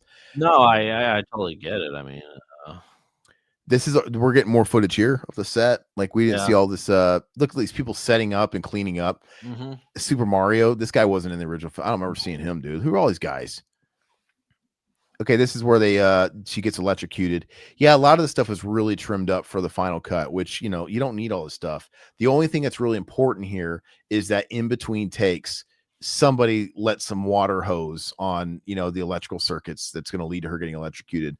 We didn't need to look at like 45 seconds of fucking Teamsters fumbling around, which no. But that's the point though. Like that, no, they didn't have any intentions of that being the case. This is before it gets all cut down and shit. Yeah. Like this looks like a Burger King commercial, dude, from like the 80s. Like we're watching a Folgers ad. It's terrible. I mean, it's obviously some sort of rip from Mary Lambert. I don't know, but yeah, I haven't watched this all the way through. I pretty much just acquired it and then I've been waiting to watch it. I'm gonna guess the I Love You More is not Slow Down. Oh, that's later. But later, I bet like I Love You More. We're gonna get a mom, I'm sure. Was that the same though? Are any of these different takes? Was that the same I Love You More take, dude? I will have to go into that towards the end of the film. Okay. But it looks like what are we in minute 4? Oh God, it's been playing longer than that. It's only been on a minute 4. I feel like it's been. Or I mean 4 minutes. Sorry, I was about to say. So something new. Water drips on the mixer console. Oh, we don't need to know that. Who cares? Wait, did somebody say that? Yeah, I'm going through all the differences. Oh, the theatrical version and the work. Yeah, we don't need that. We just need like where they showed the wire, the loose wire. Yeah, yeah. The way they cut it's great, and a little biased. I mean, we love this movie. Yeah, I wouldn't change a damn thing about this movie. I think it's a fucking awesome movie. So it'll be interesting to see if there's anything in here that I think would have been cool if they left it in. But I love the movie as it is. I'm curious to see what. Oh, here's the mom. Yeah, so we get the scene. We get her melting her face on the cast iron, which I love. You're like a little. Are you a little ahead of me? I must be. She just started getting electrocuted for me. All right, tell me exact. Seconds. No, it's fine. Just. I mean, you're just a few seconds off. All right, I slowed it down. Okay. Now push play. Just a couple seconds. You get a dog now? No. He's saying mom. Wait, not yet. She's like, I'll tell you when Eddie's gonna scream mom. He's screaming. He's screaming mom now. Okay. And she's like, Arr! But I mean, anyway, this now she's getting fried on her face is on it. Is that what you were at? Her face is on it? Yeah, I was a little. You were really far. I was a little ahead of you. You're like, how is that possible? I don't know. I must have push play at the same time. I'm at the dog. Now we're at the dog getting the shot. But I am sorry. I am so sorry. So just get caught up to where we first see Anthony Edwards, dude. Yeah, I'm here. All right. So I wonder, I love Anthony Edwards in this role. Dude, it broke my heart when I heard about that stuff with Anthony Edwards during all the Me Too movement stuff. What happened with that? I think we probably talked about this last year, but did we? Oh, that's different, isn't it? Yeah. Why? Did they cut it like that? Yeah, that's weird. I don't remember it cutting back, going to there. No, Anthony Edwards, and then cutting. I thought that's different. That's different. I don't remember that. The cut's different. Like we saw that, but then we go to we don't go back to the set of the movie once we go to Anthony Edwards. Let me listen to the music and see if it's the funeral scene from. Go ahead. No, it's a different song. It's a different song, dude. What's the song? I've never heard this before. So we don't have I hear you fading No, it's not the. Yeah, it's different, dude. What is it? Hum it for me. I don't want to listen to it. I don't know. I'm gonna listen to it for 2 seconds. I got to. Yeah. What do you Oh my! see? What do you see? Yeah, this is completely different than the original because I love the original funeral music from the score. If you haven't listened to the score of this movie, it's great. It's a lot of fun. It's iconic to us at least. I mean, it's great. It's like Donovan or something. Oh yeah, But you know what though? The point of this music is it's placeholder, right? yeah. And they I could see why this would be good placeholder music. Yeah, no, it's You know, fine. because Fine. well, no, but I'm saying it's somber, dude. It's like, oh, we want something like this. Or the So you put, you put placeholder music. yeah. It's kind of sad. It's somber. It's got vocal to it. So you know, I think it's what's to be expected. No, it's fine placeholder. No, I get it. Let's see. Yeah, it makes sense. Why are the town bullies here? Because it's a small town and she's a local celebrity. What else is there to do? You know, I grew up in a couple of small towns where, you know, you hang out in the fucking graveyards. I mean, there's really nothing to do. So if there's like a high profile funeral and they flew a famous person that came from your town back home, I mean, and maybe even know there's going to be some press there like there was. Yeah. I mean, I could see why a stupid kid would Yeah, show they up just want to make fun of Jeff's dead mom, which is messed up. or just, you know, just they're curious, you know, Yeah. but, okay, I'll accept it. Yeah. Well, good. I'm just kidding. You're not a fan of this film.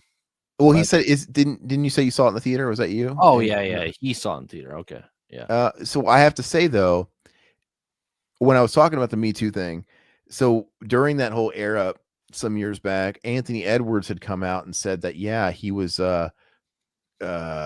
graped by a producer guy. Oh, by a dude. Oh yeah. Yeah. It's He was a usually a kid? guy.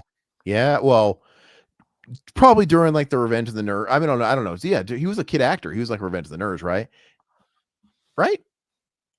He wasn't that young. He's probably like 18. Wasn't Anthony Edwards in Revenge of the Nerds? Yeah. But I'm saying like when he was younger. Oh, okay. So yeah, but I mean, like I don't know. I don't know if he was a kid. He might have been of age, but he was somebody that got molested in the industry and stuff like that. And his stories were pretty horrifying. And I felt real bad. And I'm like, God, like, was Top Gun worth it, dude? Like, does it trigger you today to watch Top Gun and see how homoerotic some of that stuff is? Like, oh, the things I had to do for that role. Top Gun's one of my favorite films, so don't be calling me that. I mean, come on. But the film is very homoerotic. Don't. Yeah, absolutely is. Yeah. I've forgotten most of this, so we'll see. Oh, anyway, poor Anthony Edwards. He was born in 1962, so he was over. He was like 22, 23. I mean, if he got messed up with that film, I mean, God, that's so fun. I don't feel bad for him, dude. He's a fucking man, dude. By 23. Yeah, but it's still just the whole power play of the industry thing. I don't care, dude. I wouldn't take that shit. And by the way, I don't know what age he was, so we might be talking shit for no reason. Maybe he was. You know, I'll kind of look that up. But hey, you know what's interesting here is think about how old he was born in 1962. How old is Anthony Edwards here? And he looks like he's fucking 40. To us, he looked like he was 45. Oh, because he's got that hairline, he's got the beard, dude. And he's wearing like a fucking cardigan, dude. He's like 30, dude. He's like 30. Isn't that nuts? Crazy. Gosh, dude. I'm sitting here like Guy Fieri in a fucking makeshift Riddler costume at 39. And I'm 40 and I look like I'm the fucking Crypt Keeper 2.0. This guy's all sophisticated and shit, dude. Yeah. What am I doing with my life? I don't know. Back then, though, everybody looked older because, I mean, they smoked a lot more. Look at me. Look at me. Nobody wants to look at you. Okay. They smoked a lot more sticks and they did a lot more. They drank a lot more, too. Okay. I'm going to see Anthony Edwards. When was Anthony Edwards molested? I hate typing in shit like that. Yeah, your algorithm is gonna be all fucked up now. Well, I'm on Google, dude. Hopefully it doesn't fuck. God, how old is he? Anthony Edwards shines light on male sex abuse and we're normalizing the conversation, hoping to take stigma away from it. He says, He says, this all came up. I said we need to get this out. It's important for men to see this and families, yada, yada. He says, Edward says he hopes people watch the film. I guess he was part of some kind of like some documentary or something. Stand up for wrongdoing. And he says the goal is for men to get help sooner, so recovery time doesn't have to be 51 years like it was for him. So yeah, he's somebody that kind of had to deal with this much older because you know, but I don't know when it happened. God, when the fuck was it? I'm gonna look it up one more time and that's it. How old was Anthony? Because clearly Todd wants to victim shame here. If he was over 18, it's fair game. Well, no, it's not fair game. It's just, I mean, his balls dropped, dude. So you think he'd actually fight back? All right. So I'm gonna see. I would, wouldn't you? Okay, so it says here. It's the only thing I could see here is after 30. He says 37 years of silence, which means 30. If he was 52 when he said this, that means he would have been 15. Oh yeah, that's messed up. Yeah. That's all I'm. Yeah. Oh, it says here. Here we go. Edward says he met. Oh, he's calling him out. Gary Goddard. It says Anthony Edwards, best known as playing Dr. Mark Green on the first 8 seasons of ER, and Jeff's dad in Pet Sematary 2. Guys, come on, do your homework. Has written an essay published on Medium on which he reveals that he was by producer Gary Goddard when he was a preteen. Edwards says he met Goddard when he was 12, and the producer became a mentor figure and a dominant force in his life. Yeah. So basically, he got who's that guy like on all that, dude? You know, taking a kid under. He got groomed. It's terrible. He was a kid in the industry, dude. Yeah. 12 years old, dude. Yeah. Fuck. Todd, I apologize on behalf of Todd. I'm sorry. I'm sorry, Anthony. I didn't know. Yeah. It's terrible, dude. Yeah. And I don't want to like blame parents either, because I mean, I don't know how much whatever. It doesn't help to blame somebody. I mean, maybe they feel bad, but God, dude, like getting your kids in an industry like that, man. I don't know. Well, even if your kids are in the industry, I'd be at everything that they were doing. I mean, like I was just talking to my wife tonight. Like I go to everything my kid does. I go to it just because I don't know. He's calling the soundtrack. He said this is Pretend We're Dead by L7. What was in the original film? Let me see. Is this the same film? Let me see. I'm gonna listen to it. Oh, I must have missed it. I'm sorry. You know, L7, I wonder if they were actually on the original soundtrack. I don't know. I have to check it out. I just wonder if we're gonna who does the song when Gus is like, is it Jesus Lizard, dude? Yeah. I wonder if that's the same. That's a good question. It is the same in the very ending, because I did see like, you know, I never saw anybody die before. Yeah, that's the same, but yeah, the music is different throughout the film. Yeah, okay. Wait, so but isn't that just like a reprisal of the main theme? Yeah. Okay. All right, let's see. Dang, he is the nerds guy. Yeah, Anthony Edwards and nerds. Now people wear pajamas in public till they're 60. Thank you. I feel better about myself. Oh God, dude. Yeah. I mean, you go to a grocery store early in the morning, dude. I mean, even at like 10 in the morning, they're wearing pajamas. But it is true though, dude. People will do that at Walmart, but not Target. You know, I don't. Why not Target? It just that people see Target as like a slight step up. It's not. It's the same shit, dude. I mean, they're cleaner stores, cleaner facilities, dude. Kmart was the dirtiest back in the day, dude. Target's that much cleaner? I don't think so.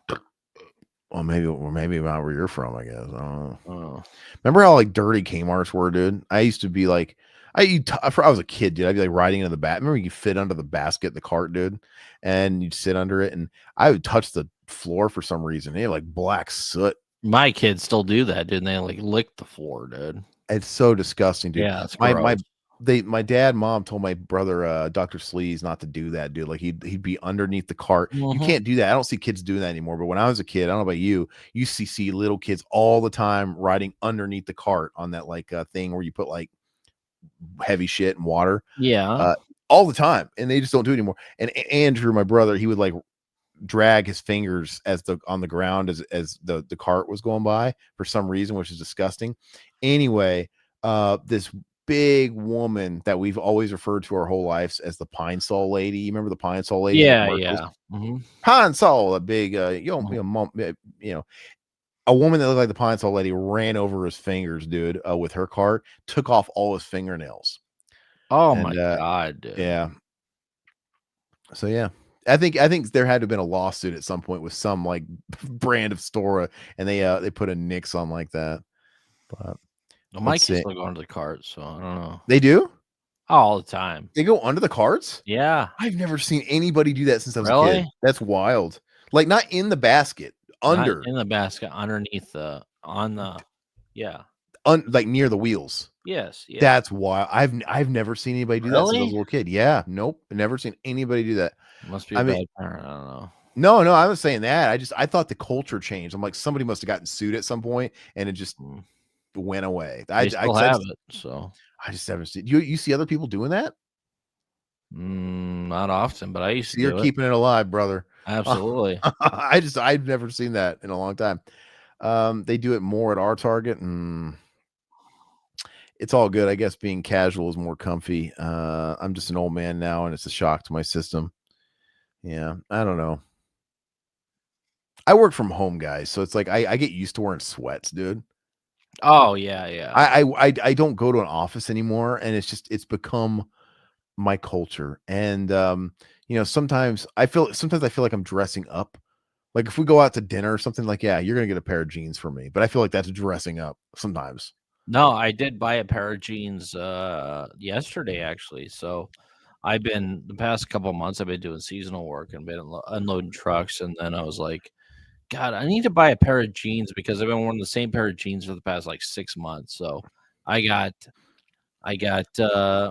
my second pair of jeans. So I like the 501s. Do you rock the 501s, Levi's? Remind me, which is that, like just straight? Yeah, I don't. straight button ups. I know I rock. I've got 527s. I got 507s. I probably have 501s. I don't know what they all. All I know is I have a pair of boot cut. That might be 527. Okay. That might be. One of them is like a straight. That might be like 507 or 527. I don't know. And then I have one of them that's like I have like a relaxed fit. Oh, you have a relaxed. Okay. Like a relaxed fit, kind of straight, kind of baggy, Yeah, I think I got the 506 and the 501s. That's what I usually rock. So what's different here about Clive, dude? Does he say anything like that? Like this whole scene? We'll see how close this is. Yeah. I could tell that's the same take. I can see the same look on that kid's face, dude, that weird looking kid. We promise to be real careful, whatever he says. Yeah, it's kind of a pussy name. I always thought Clive was the greatest on-screen bully, dude. And I could never see him, even though he played Russ or whoever on Honey, I Shrunk the Kids, and he was just a neighbor kid. He wasn't like he wasn't a bully. He was a regular kid. And he played in Big, and he was like the best friend. But I can't unsee him as just a bully, dude. Nobody matches Clive. He is the face of a bully. Like, I don't know if it's let's call a spade here. He's a ginger, dude. And you think of Bobby Budnick, you think when you have a ginger, you've been dealt a hand in life and you just want to watch the world burn. Well, my brother's ginger and you're a ginger tonight, so yeah. You would and your brother was a little hellion when he was a kid, dude. Oh, terrible, dude. Terrible. And yeah, so when you're born, when you've pulled the fucking ginger nut card, dude, you're like, I want everybody to fucking suffer. Yeah. And you just become that bully. I mean, it's a cry for help, dude. Look at Clive's hair. He doesn't even look like he's trying to dye it. Looks like it's kind of like blondish too. He's trying to hide. I like his style though, dude. I mean, he has the oversized coat and he has the nice scarf. I mean, I'd love to rock the Clyde look. He's wearing, I think, a pea coat. I like it, which is crazy. I mean, I never seen a kid wear a pea coat in my life, dude. He looks great, man. He's a rebel, but he definitely takes the scarf his mom gives him when he goes out the door for school. You know, he's wearing the scarf. Kind of behind the scenes here. I did reach out to Clive, try to get him on the show for this. Mm-hmm. I tried to reach out to for this Eddie one Furlong for this one. No, I tried to get Eddie Furlong. I couldn't get him. I couldn't get Clive. These people, obviously think they're better than YouTube, person.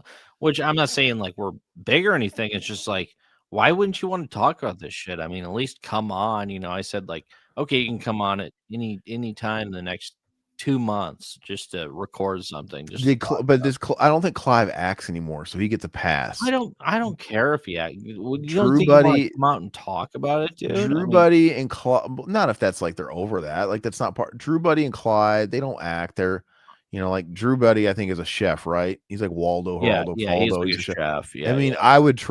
I would go to Drew Buddy's restaurant. You see that fucking kid, he knows how to cook. Oh, absolutely. But fair enough, dude. But I've seen Clive do stuff. I saw him do an interview for like Honey, I Shrunk the Kids. He did some kind of like thing. Yeah. But whatever. I mean, fair enough, I guess. Did Clive or any of these guys? They don't have representation, I don't imagine. So, do they actually respond to you? No, I didn't get a response or anything. So I reached out to Eddie, and I reached out to Eddie. I did too, twice. Did you get a response? No. So I got a response, right? Because he's actually represented, and I was talking to his person, and yeah, I mean, I felt like she kind of big time me a little bit. That went nowhere. So, but one of these days we're gonna cross paths with Ed. I feel like Eddie Furlong is going to be at I feel it in my bones. He's going to be at one of our cons in 2026. Yeah, because now he's doing he did Days of the Dead in North Carolina or wherever it's at. So now that he's in bed with Days of the Dead, I could see him doing Phoenix. And I feel like we have to go there. We have to film. We have to shoot, and we have to get Eddie. We have to get him. Oh, absolutely. And Eddie, he's and then we there. take him out to dinner, dude. We gotta wine him, dine him, and 69 him, dude. I'll slip him a rock, dude. I don't care. Yeah, like, dude, just give me 15 minutes, man. Yeah, you're used to doing fucking far heinous shit in your truck stop fucking bathrooms and glory holes for 15 minutes. Just sit down with me, take this rock a crack, and give me an interview. Exactly. No, it's funny because he's clean and sober. I'm like, I make him slip, dude. I make him backslide. That'd be terrible. No, I love Eddie, dude. I just we'll see. I don't even care at this point, dude. If he sees like me making jokes about him, I don't care. I like it's whatever, dude. It's all good fun, dude. It's good fun. We promote his ass so much, dude. I got a fucking poster sitting right here of Eddie. I mean, come on. We promote his best years when he was fucking 10. Exactly. We buy fucking 35 millimeter prints of his trailer just for Eddie, dude. 15 years ago, before the big con boom, guys like Eddie Furlong that really didn't have as much of a career anymore, they wouldn't benefit from like Terminator 2 or Pet Sematary 2 anymore. Like, who cares if a bunch of people get into your shit now? You're not making any residuals off the VHS, the DVD sales. You got paid and your career took the path it did. But now you go to cons. Living off of that shit. So now promoting Pet Sematary 2 and getting kids into your older films that you're not making any money from necessarily directly, you got people that will go see you and buy your 8x10s and fucking jerk your dick in the fucking Marriott bathroom and all this great stuff. So if he was smart, he would milk the shit out of it. And if he didn't want to do any of it, that's fair. If he's like, nah, I don't really want to do any of it, I'm kind of done. And I'll just do like my little projects when I get great. But the fact that he started doing cons, and I'm like, okay, so now you just want your cake and eat it too. Like, you really should talk to anybody and everybody that'll have you. Honestly. That's why I should be doing a guy like Eddie, interviews for us, because you're trying to get yourself back out there, like talk to everybody, Eddie. Especially the YouTube community, because that's your audience. It's everything. Right there. I'm sorry, I'm waiting for a Rogan call. I just can't put myself. He's not gonna get a fucking Rogan call, so you might as well reach out to us. Mutineer, I never met an actual Stephen King bully, but apparently Maine really sucked when King was a kid. Yeah. Oh yeah, he's got like the it bullies that like grape and molest people, dude. And I mean, it's terrible, dude. But there's something to that. Like, I think there's bullies everywhere, and maybe there is no difference, but there's something about the small town bully that probably feels by scale worse, because it feels so more concentrated because it is such a small population. Don't you kind of miss the bullies nowadays, though? I mean, like growing up, like we had to deal with the bullies all the time, but we became friends with the bullies. You had to learn how to adapt with the bullies. Not that you were actually friends with them, but you just kind of had to be tolerable to the bullies, if that makes sense. you could say it builds a thick skin. I think there's It does. I think bullying is shit. I'm not gonna like. Part of me wants to joke. No, I'm not saying a bully, but you gotta you gotta learn, you gotta adapt to everybody's personality, if that makes sense. Well, I want to almost kind of like revert to joking like our buddy Pat, where he's like, "This is why bullying should exist. Bring Yeah. back bullying because like in gatekeeping and all that stuff." Um, I think there's a little bit of bullying. I don't like any of it. I think it's not good. I think it's just kind of part of nature. But there's a little bit of bullying that doesn't exceed a threshold that maybe can make you stronger Mhm. and give you resilience.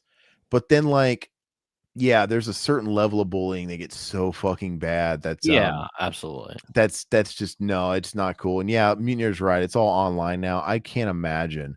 Like when Online's way different. Yeah, I'm sure. we were, kids were online when we were in high school, but it wasn't people had AIM maybe. We were pre-social media.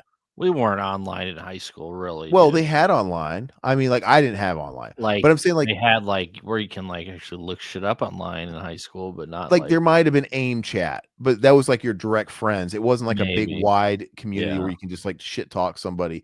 We had no social media, and I just I can't imagine being a kid now with all that stuff. And now you're going to introduce AI into it. Oh, dude, fuck. Oh yeah. I'm scared for my kid, dude. I'm really Yeah. scared. And hopefully by the time she's of age to where that really becomes a factor, like middle school and stuff, dude, we've got AI fucking shit figured out, or people are numb to it to where it's like, everybody gets it. It's like, well, come at me again, because I mean, at a point, unless there's some reform to it, it's people are going to be dishing out fucking fake AI revenge, prawn footage or what, to the point where everybody's going to be numb to it. Like, great, take a number. Everybody's gotten this, Oh yeah, we're gonna have AI footage of us, fucking in a on with daisy each chain, other, dude. Yeah. We're gonna have AI footage of me and Todd fucking jerking off on a Limp Biscuit, dude. Well, I don't even know if that's true, dude. Like the band Limp Biscuit, they're like, oh, well, Limp Biscuit comes from the sexual term. It's when a bunch of guys get together and they put a pastry on the ground and they all jerk off in a circle. Well, that's what I thought it was, dude. And that's what, yeah, and basically it's to see who can like fucking make the thing soggy first, like almost like it's a game. And the last person to fucking come eats it. And I'm thinking, who really does this? This just sounds like something somebody got creative with. Was probably like, I'm gonna eat every one of them. Like he's like taking his time, dude. Like I want to be last, dude. Take his time. Yeah. Anyway, but yeah. So we got Gus checking out. Did we see? Yeah, we did. Felt like he got an extended he's a look. horned up dude, Gus, dude. I mean, he's copping the wife, dude. Yeah, he's a I horned thought, up. Clancy Brown is one of the great character actors, and I reached out to Clancy Brown way back in the day when we were doing a lot of interviews, and I'd love to talk to Clancy. well, there was a time where everybody was responding to me, and I had a pretty good rapport with some of these, reps and stuff, and PR reps. And the Clancy Brown guy, I was talking to her, and she's like, "Well, Clancy's not doing interviews anymore," and I can see he really doesn't. He's like, and he was doing like he was doing a lot of voice work and stuff. But he is one of the great character actors. I feel like he's amazing, dude. Underrated, and he still does a lot of work, and obviously he's famous for playing Mr. Krabs, dude, and SpongeBob, and that's probably his big meal ticket these days. Wow, and Shawshank. I mean Shawshank, he was the bad guy in Highlander. Yeah. I mean, he's been in a lot of stuff, but I think like his big recurring paycheck, SpongeBob was on for like what 20 fucking something years, dude. He's 66. He was like what? So he's 59. But he doesn't do cons though. So he was in his 30s, his mid 30s here. Have you ever seen Clancy do cons? I'd love to, man. I'd love to meet Clancy, dude. But I don't think he does do cons. He'd clean up if he did. Let me just tell you. Well, he's got Highlander. He would clean up for being Mr. Krabs. Let's face it. Oh, Mr. Krabs with Shawshank with this. I mean, he would. I mean, I don't think and people don't appreciate this movie, dude. They really no, they don't. They don't. I think you know why Mr. Krabs would clean up for even the cons, because SpongeBob was on for so long. There's literally fucking people our age or a little younger that love SpongeBob. Well, my kid just dressed up as SpongeBob for Halloween. He's still relevant, and so a couple days ago, SpongeBob came out when we were like 8th or 9th grade.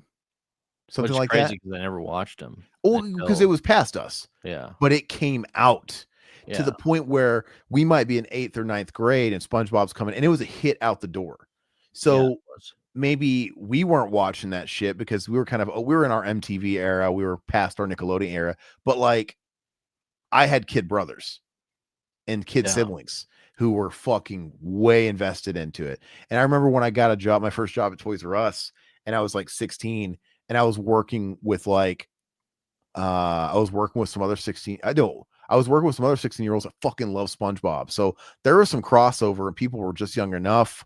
There might have been some 16-year-olds, whatever, that were kind of getting the humor of it. I don't fucking know, but yes, you would clean up. It's been on for so long, you would literally get the 30-somethings money. So yeah, he'd do very well. But I mean, like, some of those guys don't want to do this shit. They don't want to go and you know, in respect, if you don't want to do it, you would absolutely hate having to sign autographs and schmooze with people if you don't know how to talk to people and kind of like subject yourself to that. Easy money though, man. But I respect you if you don't even want to do it. Yeah. And I think about Ed O'Neill, because I watch, because the Married with Children people do a lot of cons, not Ed O'Neill. And they'll go to like some of these really big ones, the big pop conventions, and they'll get Katie Seagal, they'll get Dave Faustino, and they'll even get Christina Applegate and some, but especially the Bud and Peg and stuff. And they'll have panels where they'll have all of them, even in Marcy Darcy, Amanda Bierce, they'll have them all. And then in one of the most recent ones I watched where they had David Faustino, somebody asked him about Ed O'Neill, and he says, and they're all really close to Ed, like they're like cool, like. And like it's one of those things where it's like, hey, he's like my dad in real life. And he's like, Dave Faustino said, I almost got him. I almost got him to come to a con. And he's like, he doesn't want to do them. He's like, he just doesn't think it's his thing. He doesn't want to be into this. And I almost got him to come to one. And he called me at the 11th hour and he says, I just can't do it. So, but Ed O'Neill doesn't fucking need it. If you're not doing anything, might as well do something. Dude, Ed O'Neill is TV royalty. He's got 2 massive television shows that he's got under his belt in syndication: Married with Children and Modern Family. Modern Family went on even longer than that. Still, even if you're in syndication, Nope. you think you want to do something. No, because here's the thing. Unlike the other people on the Married with Children, Ed O'Neill had a piece of the show. He had an actual percentage of the show. And on Modern Family, he had an even bigger chunk of the show. Whereas, so he's making so much back end. He's a fucking quasi millionaire. He can go. You say he needs to do something, he's probably playing golf. It's like, if I had fuck you money, dude, I'd be bored after a while. Oh God, but anyway, Aaron, you're talking like SpongeBob is off the air. Literally just recently pre-ordered the 15th season on DVD. Is it still on? Well, then it's been on. I thought maybe it was. I thought maybe it maybe recently just went off, but okay, I guess it's still on. So it's been on for 25 years, dude. 26, a long time. Wow, 24 years. That's crazy, man. Good for them. All right, so we're gonna go Barry Zowie. Oh, God, are we already here, dude? We're gonna Barry Zowie in the Pet Sematary. Yeah. God, I missed the scene, dude, where he's like, "Oh my God, it's Gus, dude." Yeah. So was any of that different, like the effect? Because that was one of our first close-up effects where he bites off Gus's neck. Was that effect jugular? Was it his jugular? I don't. But whatever. Was that in place? Or did we totally? No, he hasn't bit Gus yet because he's dead, and then he comes back and bites him. He was just getting in the rabbit cage and he shot him. That's right. My bad. What, Drew? What did you say? Rock on. What does he say? Thanks for ruining my Halloween, dipshit. Yeah. Which I love that shit, man. What a great actor, dude. That Clive was an awesome actor, dude. Oh, dude, he is the token bully, and he pulls it off perfectly. I think Clyde is. Look, Eddie fell into this. I mean, we all know the story of Eddie Furlong. They just found him hanging out at a boys' YMCA club after school because he had nowhere else to go, and I think his uncle was kind of like had custody over him or something like that. And he used to hang out at a boys' club because he had nowhere to go after school. Maybe his uncle was working. I don't know. And literally, some creepo pulled up on him saying, "Hey, you want to be in a movie?" Basically, the casting director, and so they had to train him. But some people have a natural instinct to act, and he was a natural. Some people can be worked with. I think Yeah. everybody has like a personal cap to their abilities, and because you see some people, like you've seen when they get athletes that would always be on sitcoms and guest Oh roles. yes, terrible. Athletes are They're the terrible. worst. Yeah. To be fair, though, they're not really getting worked with for like a sitcom appearance. It's just Mhm. kind of, hey, get in. Hey, you're Ken Griffey Jr. Barry Bonds, give us a line and leave. But there's some people I think would be even better in that scenario. Like they're really bad. Eddie Furlong, they worked with him, and he obviously had natural raw talent, and they were able to get him to a certain place. I think for this being Drew Buddy's only film and first film, he did awesome too. I think he did really Yeah. good. I don't Yeah. think he's as good as Clive or anything like that, but he's really good.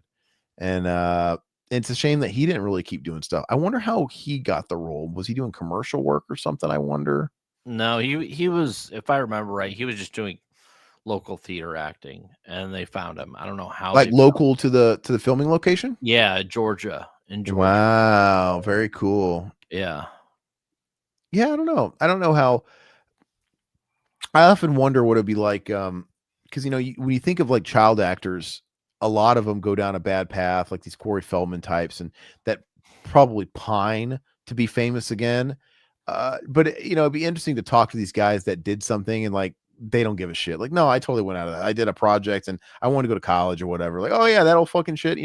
It's like, or like that guy from Haunted Ween that became like a news broadcaster. Yeah. You know, he's like, I can't be a loser if I never wanted to do it. I just did it. It'd be interesting to talk to guys like Drew Buddy and be I don't like, remember this part where there's chewing gum, dude. No, this is not fucking in it. Now, I wonder if there was any, yeah, what they're gonna like wait there till Zowie's till night. What's going on? So I remember this. Like you could see him talking, he's chewing, but we don't actually see the ritual of them opening up all the gum, and you know what I mean? Like they just cut Yeah. that shit. Yeah. I think when it cuts to it, Drew Buddy is literally they're just chewing like this. Mm. Yeah, so yeah, they cut out a lot of the fluff here. Yeah. Of them actually burying Zowie. None of it's needed, but yeah, I wonder what people like Drew Buddy are like. No, It's Drew kinda Buddy cool. did, like you said, he did a great job, man, for this. But if you're out of acting and you don't give a shit about this, like, why would you want to talk to anybody about? Like, oh yeah, I'm so beyond that. Like, that's like somebody coming to me and like, oh my god, I went to your high school and Mr. Barker was showing your glycerine and your fucking videos to all the classes after your class of 04, right? I'd be like, what? I don't want to talk about that. I'm like, why? I was 20 fucking years, 20. Well, I think he did. So Drew Buddy, he did this. He didn't do much. Like I said, he was doing like local theater work, and then, like we said, he went to. I don't know if he went to culinary school or whatever, but he did talk on the Scream Factory release, I believe.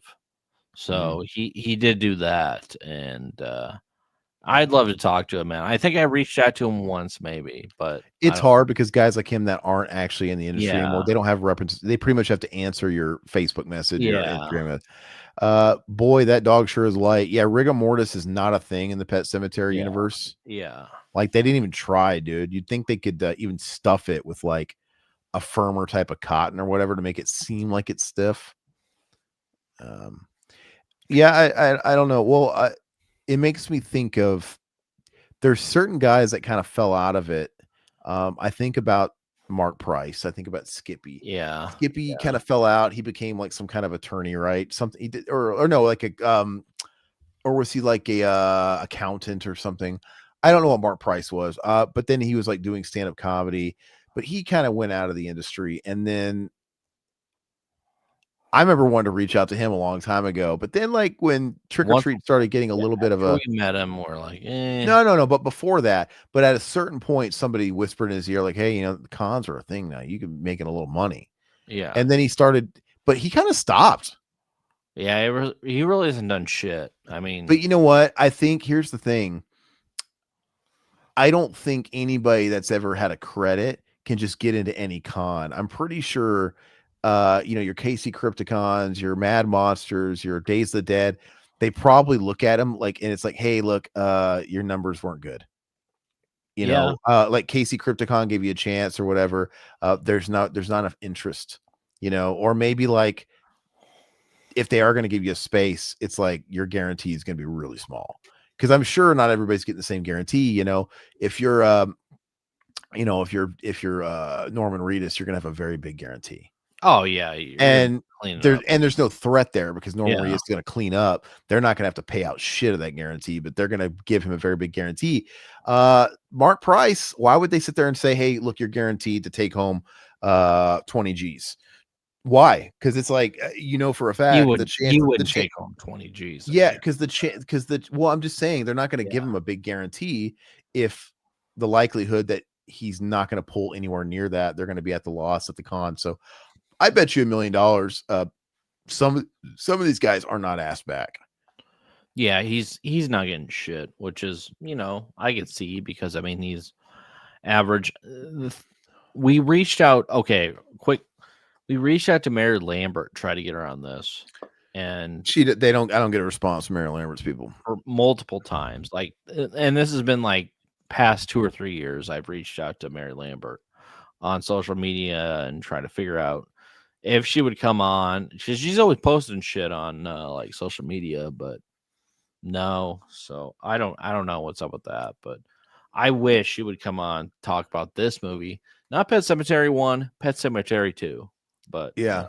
I hope the next time we reach out to Mary Lambert, she actually checks our YouTube and sees this video and sees like I'm not gonna go with fucking Riddler, the fucking Riddler and this Hare Krishna with a mullet or the skullet, dude. How's my hair? Pretty good. Surprised the Kurgan even lets Drew have a lock, dude.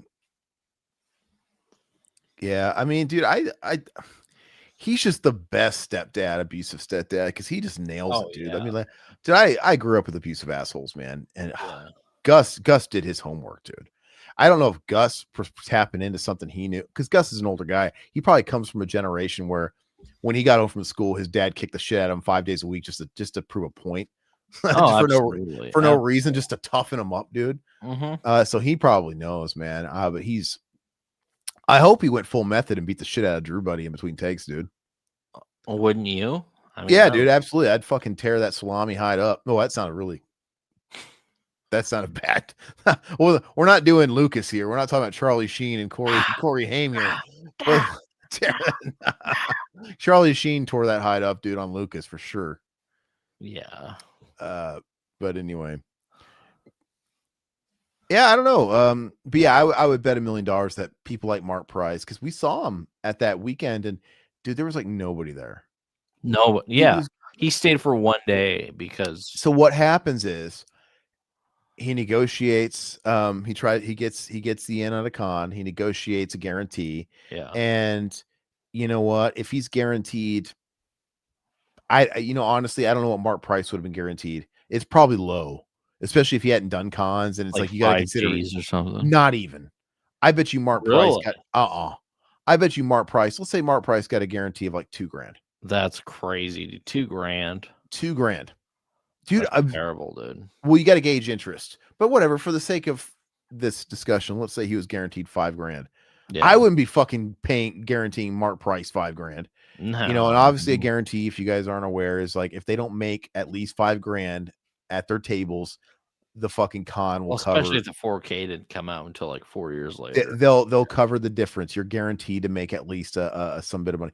So if they give him a guarantee of like $5,000, let's say $5,000. Yeah. And he comes to his con, he dips his toes in, and Mark Price only sold fucking $800 of merch all weekend. The con who had to pay him $4,200 is not going to want him back. You know what I mean? Yeah. That's just business. Mm-hmm. And I would be shocked if he cleared $1,000, if I'm being honest. Well, you probably cleared $1,000 from you, dude. I feel bad for him, dude. I love Skippy. I like Ragman, and but I felt bad. Well, I was hoping that you would eventually pull out that. Didn't you buy like a piece of wood or something? Yeah, he sold me a piece of fucking wood, dude. I had it over here for the longest time. It's like it's like filed down so it's got a point, dude. It's like I should have asked him, like, am I supposed to stick this up my ass? Like, what is the point of this? Sold you a piece of wood and you were like, oh yes, Ragman. He's such a good salesman. He can sell fucking wood to fucking con goers, dude. I could sell a fake vinyl that's just made of fucking plastic and it's Yeah, it didn't even have grooves to it, dude. It was no, just it's fake. It's a piece of plastic. Whatever, dude. I felt bad for him, man. It is what it is. Yeah, Clancy is the best part. Well, I think everybody's great in this movie, but Clancy really steals the show, and he is an awesome villain, dude. When he turns into Zombie Gus, dude, unreal. Oh yeah, he's great, Zombie Gus. And it's weird because when you watch like the first Pet Sematary, it's kind of, I don't know if like when these creatures are buried, these people are buried in Pet Sematary, if like a demon from hell like possesses each body, or if like they're reanimated and they're just evil. What? Oh yeah. Oh, that transition right there. Yeah. No, yeah, it's new. Yeah. This sets the tone, but we already knew it was Halloween. We didn't really need all this. No, I mean them around. I think go straight to the campfire, right? Isn't that kind of what it is? Or no, I was drinking his blood. Yeah. No, but what was I saying? Oh yeah, so I don't really know what is the lore. I always like to think that. Do you think when they're buried in Pet Sematary, they just become corrupted, or do you think like that allows a evil spirit to possess the body? That's what I kind of always thought it was. No, me too. Not like a zombie. I didn't really thought of them as like zombies. I thought of like an evil spirit. Yeah. And so if that's the case, that would kind of doesn't it? It just kind of goes straight to I will drink his blood. Mm-hmm. Yep. And I feel I felt like that was a different take. Yeah, that Drew Buddy's facial expressions were different. But anyway, okay, in the book it's an evil spirit. See, I read the book in high school. I just don't remember. That would make sense because when you see the spirits in Pet Sematary 1, they're way more like the Gage demon. Too. Huh? This is new. Oh no, that's not. No, that's new. Right. There might be like frames that are still here that ended up getting cut, right? But anyway, like the spirit that possesses Gage in Pet Sematary is really malicious, really creepy, and then you have the spirit that possesses the wife. I don't know, whoever possessed Gus kind of just seems like Gus, but like like evil, like like kind of playful, dude. Even to the point like when he talks to Jeff, you bury your own. Well, I mean, Gus is just creepy regardless. I mean, that's why he works so well. I mean, zombie Gus or regular Gus, I mean, you're scared of him. I mean, either way. Mutineer in Pet Sematary 1, it suggested that Rachel's sister's ghost is the one who takes Gage, not confirmed. So Zelda. Zelda's scarier than shit. Yeah. Well, is that why like Gage has the costume that's in the picture, right? And he's got the little woman's costume on. Maybe that's some Stephen King shit that's useless, that's pointless and it's overdoing it. So that totally sounds like something Stephen King would do. Like it's gonna be Zelda's ghost, and we're gonna tie all that together. Whereas, you know, maybe that's the point of it, because like what's really the point of the whole Zelda sub story? It is kind of pointless other than it to I don't know. What is the point of the Zelda? There really is no point to the Zelda. I don't know. The arc just, in Pet Sematary. Just a creepy sister. Yeah, just why do we care about the wife and what she's scared of, really? Because she never really has to come face to face with that. Now it'd be different if she was the one that was facing off. I mean, obviously, evil Gage kills her, mommy, and he stabs her. But if she actually had to face Gage for longer than a second, and she had to like come to somehow face like Zelda apparitions, and he used that to fuck with her, then it would make sense. But it really never goes anywhere for her. No, it doesn't. But I don't know. I mean, the whole Zelda character, I mean, I'm glad they had her in there because she is a creeper and shit, man. It's a man that plays the actor. Well, Zelda. He is then. Yeah, he looks like Andy Dick, dude. Yeah, I mean, it gave me nightmares when I was a kid. So we definitely had some extended footage there. Getting to, because look at all that shit we had. I feel like it took a long time to get to this campfire. Yeah.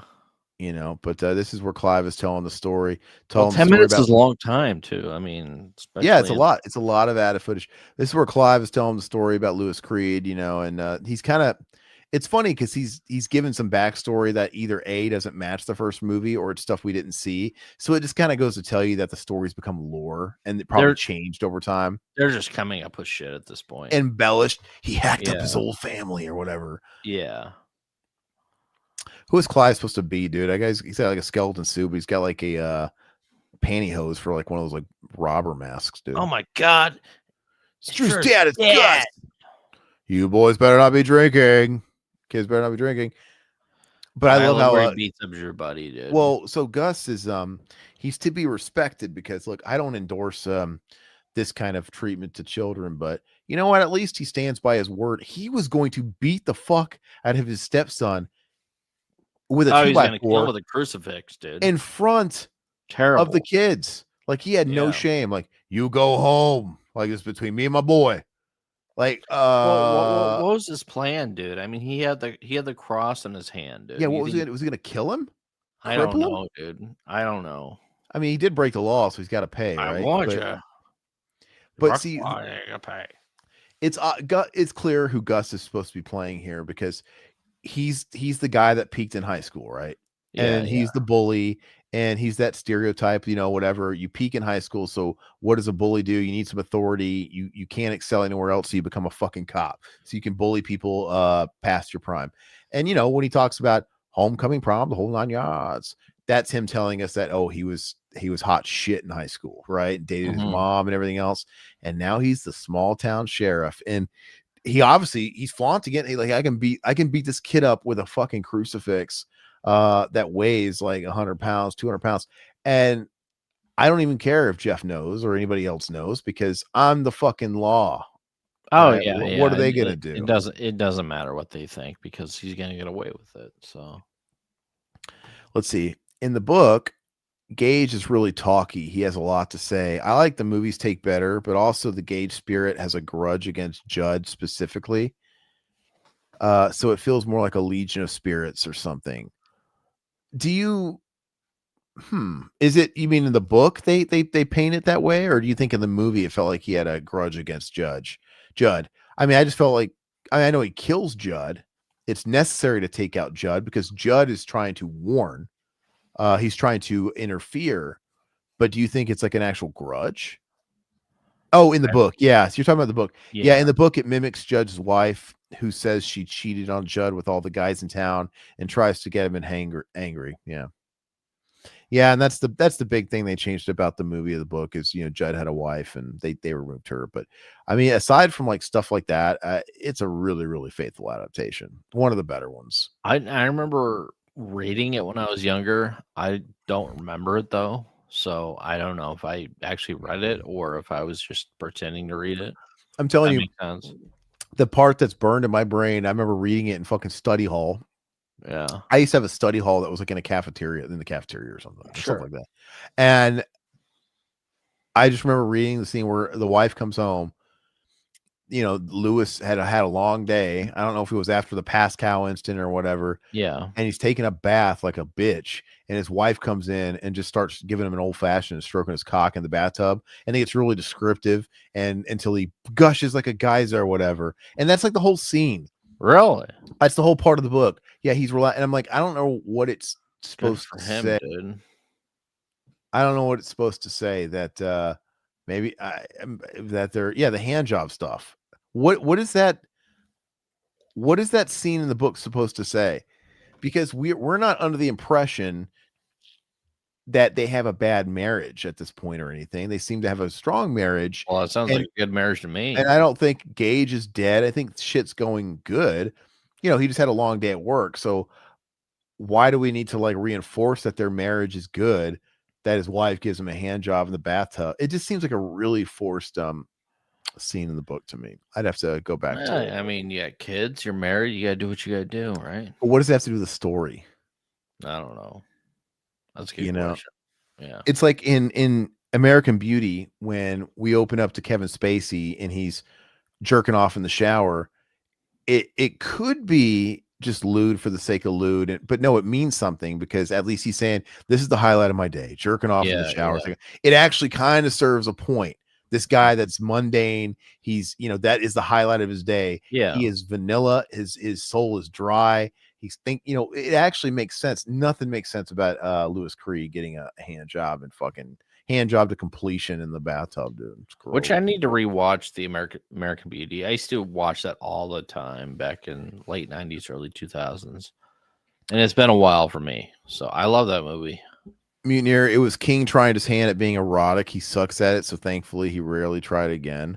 And so was his other stab at being erotic the child gangbang and it? Was that his Todd's falling asleep, dude. He's fading fast over there, dude. No, I said it could have been. No, but I'm looking at your eyes, dude, like you're fading. You're like, yeah. I ain't fading that fast. Your Mitch Hedberg glasses don't hide everything. I can see your eyes. I like Todd's Mitch Hedberg glasses. Yeah. It's my reading glasses for when I'm on my computer. Hey, I feel like those glasses would match my hair. I should be wearing those glasses right now. You look like Guy Fieri with red hair, dude. I wish now that you guys all tell me this looks like just like eyeliner painted on my. I wish I would have done that. It looks like eyeliner. This thing hurts like hell, dude. I had to do it so skinny. It's cutting under the flesh of my eyes and my cheeks, dude. I wonder if I'm gonna be red under here, dude. You see the line? Oh, you can see the line. Here, let me do full screen so I can look. I can see imprints, but I can't see. No, I don't see. Let me just straighten out my bifocals, dude. So, are you thinking about keeping the red then? Why would I do that? Are you gonna dye your bush red too? I don't have a bush. Oh, well, I'm a baby beluga. I've told you this. Your baby beluga. Absolutely, I'm smooth as a fucking baby, dude. I don't wear underwear and I don't wear fucking hair. You don't pull off the redhead look. I don't know. You're just not a redhead, dude. Well, that's why it's a Halloween costume, dick. I know. No, I'm not saying that. I'm just saying, like, if I saw you as a redhead walking down the street, I'm like, that dude's not a fucking redhead. Well, that's good. I wear that with a badge of honor. I'm thank you for saying that. Okay. I don't want to be a redhead, dude. Unless some of you guys in the chat are redhead. I have redhead blood in my family. I have redheads in my family. Dude, I got red hairs in my beard. So I got a little bit in there. I probably have Scottish blood or down the line or whatever, Yeah. But there is a difference between that kind of redhead and ginger. Like Pete and Pete, dude. Like those are like genetic anomalies. Those people that are like James Porter, that's an inside thing. Those are anomalies because if you look at any of their parents, they're not going to look like that. It is like it's almost like albino, isn't it? When people are born with like those like freckles. I think so. Yeah. It's a weird thing. Anyway. So you never really talked about God. Please tell me this scene's extended where he gets it on with Drew's mom, dude. Hold on. I gotta see this, dude. He needs to whip it out, dude. I want to see that hog. After this, I got a question for you. I want to see that big old. I want to see what kind of pipe Gus is laying, dude. He needs to lay it out for me. It's a zombie pipe, is what it is. Yeah, it's all. Yeah, I mean, well, they don't do rigor mortis in this universe, so you'd think it'd be hard as a rock. Oh, is that? I don't know if that's extended or not. It looks like shit, dude. How much? Wrong hole, Gus. Wrong hole. How much did yours? Right hole. How much of Drew's mom do you get to see, dude? Do you remember? Not much. But you're hurting me, Gus. You're hurting me. You got extended at all, or is it the same? I think it's the same. I don't know. Okay, I can look it up. God, he's got his fucking boots on still, like a fucking stud, dude. Anyway, what was the question? I wanted to see your actual Riddler shirt, dude, because you never really showed that off. Like, how did it go with your mom? Did she? I think it looks great, dude. It's just a. This is what she did originally. She did well. She swears that it looked way better than this abomination. I kind of feel. Sure. I mean, the paint is weird, dude, because this paint kept fading, and like I remember the paint. I remember her Riddler question marks being a lot cleaner. But she did these, and I don't know what it is with this paint, dude. But I had to do a couple layers on them, and they still kept fading. And I also think that rose tinted goggles. I probably looked a lot like this back in the day, and I probably just pulled it off a little bit better as like a fourth grader than I do as a fucking middle-aged man doing a podcast for no money. You know? I know, right? I know. Ow, when I laughed, dude, I dug into the fucking cut. Oh, it's like sharp, dude. Yeah. There's like some jagged edges inside near my eyes, so I gotta be careful. Anyway, oh, I've got the twins here. Like, go pick out a kitten, and they're gonna see Mangled Cats by Zowie. I always loved this scene, dude. I actually really liked this vet office as a kid. I'm like, man, I want wallpaper like that someday. Yeah, it's a creepy scene, man. I always liked it too. I mean, you scare the shit out of the twins. They run out screaming, and ER's like, "What the fuck's going on?" Yeah. When I see like actors like those twins, I'm like, that's a producer's kids. Oh, I'm sure it is. Yeah, it's like oh, I can't remember. I was going to think of something. It's like the kid on Trick or Treat, you know, with Mark Price, and there's like that kid that comes to the door, trick or treat, smell my feet. Yeah. Like that's a producer's kid. Mm-hmm. All right. Let's see here. There's a terrible scene in Needful Things where the sheriff finger blasts his girlfriend for like 2 pages or something. I'm not against it, but damn, King can't pull it off. God, Yeah, like I don't go to King for smut. He's like the J.R.R. Tolkien of descriptive narrative when it comes to the smut stuff. You know, J.R.R. Tolkien, everybody likes to talk about how he takes like 2 pages to describe a blade of grass. King, I guess, takes that long to finger blast.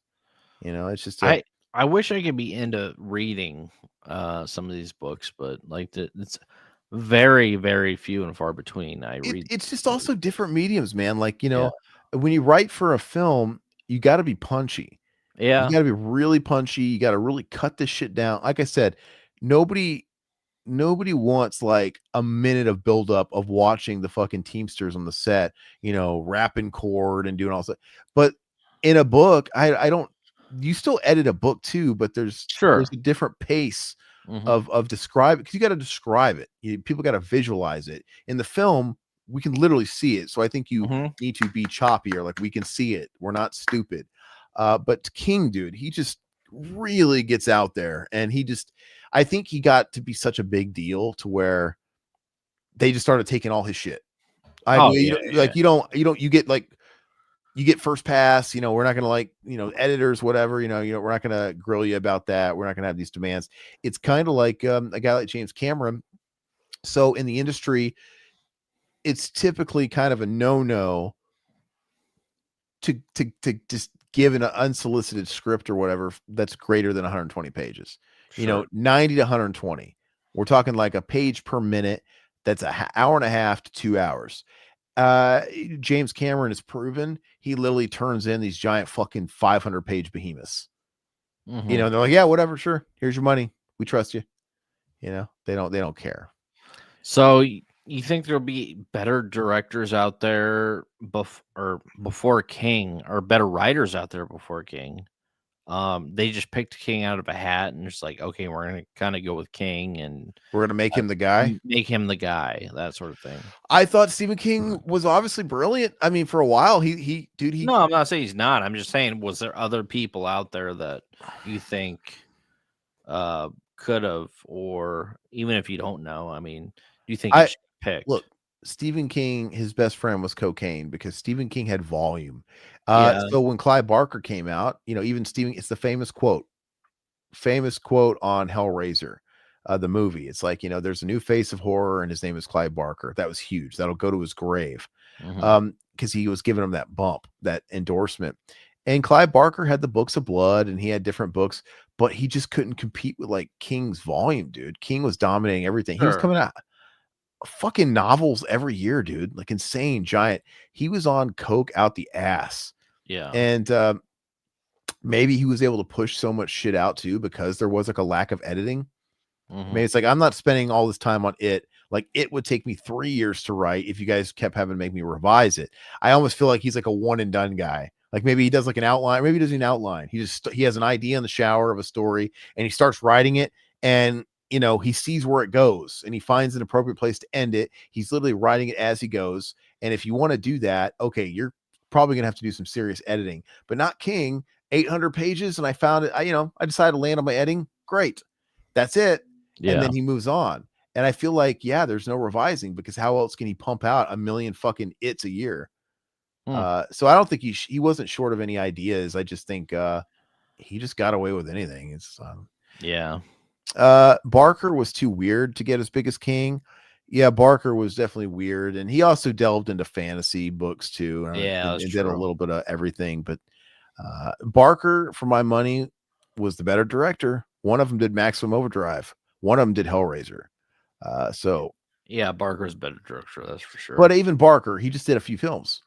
He did Hellraiser, he did Nightbreed, and he did Lord of Illusions. And Price Hellraiser's is Right. I'm sorry.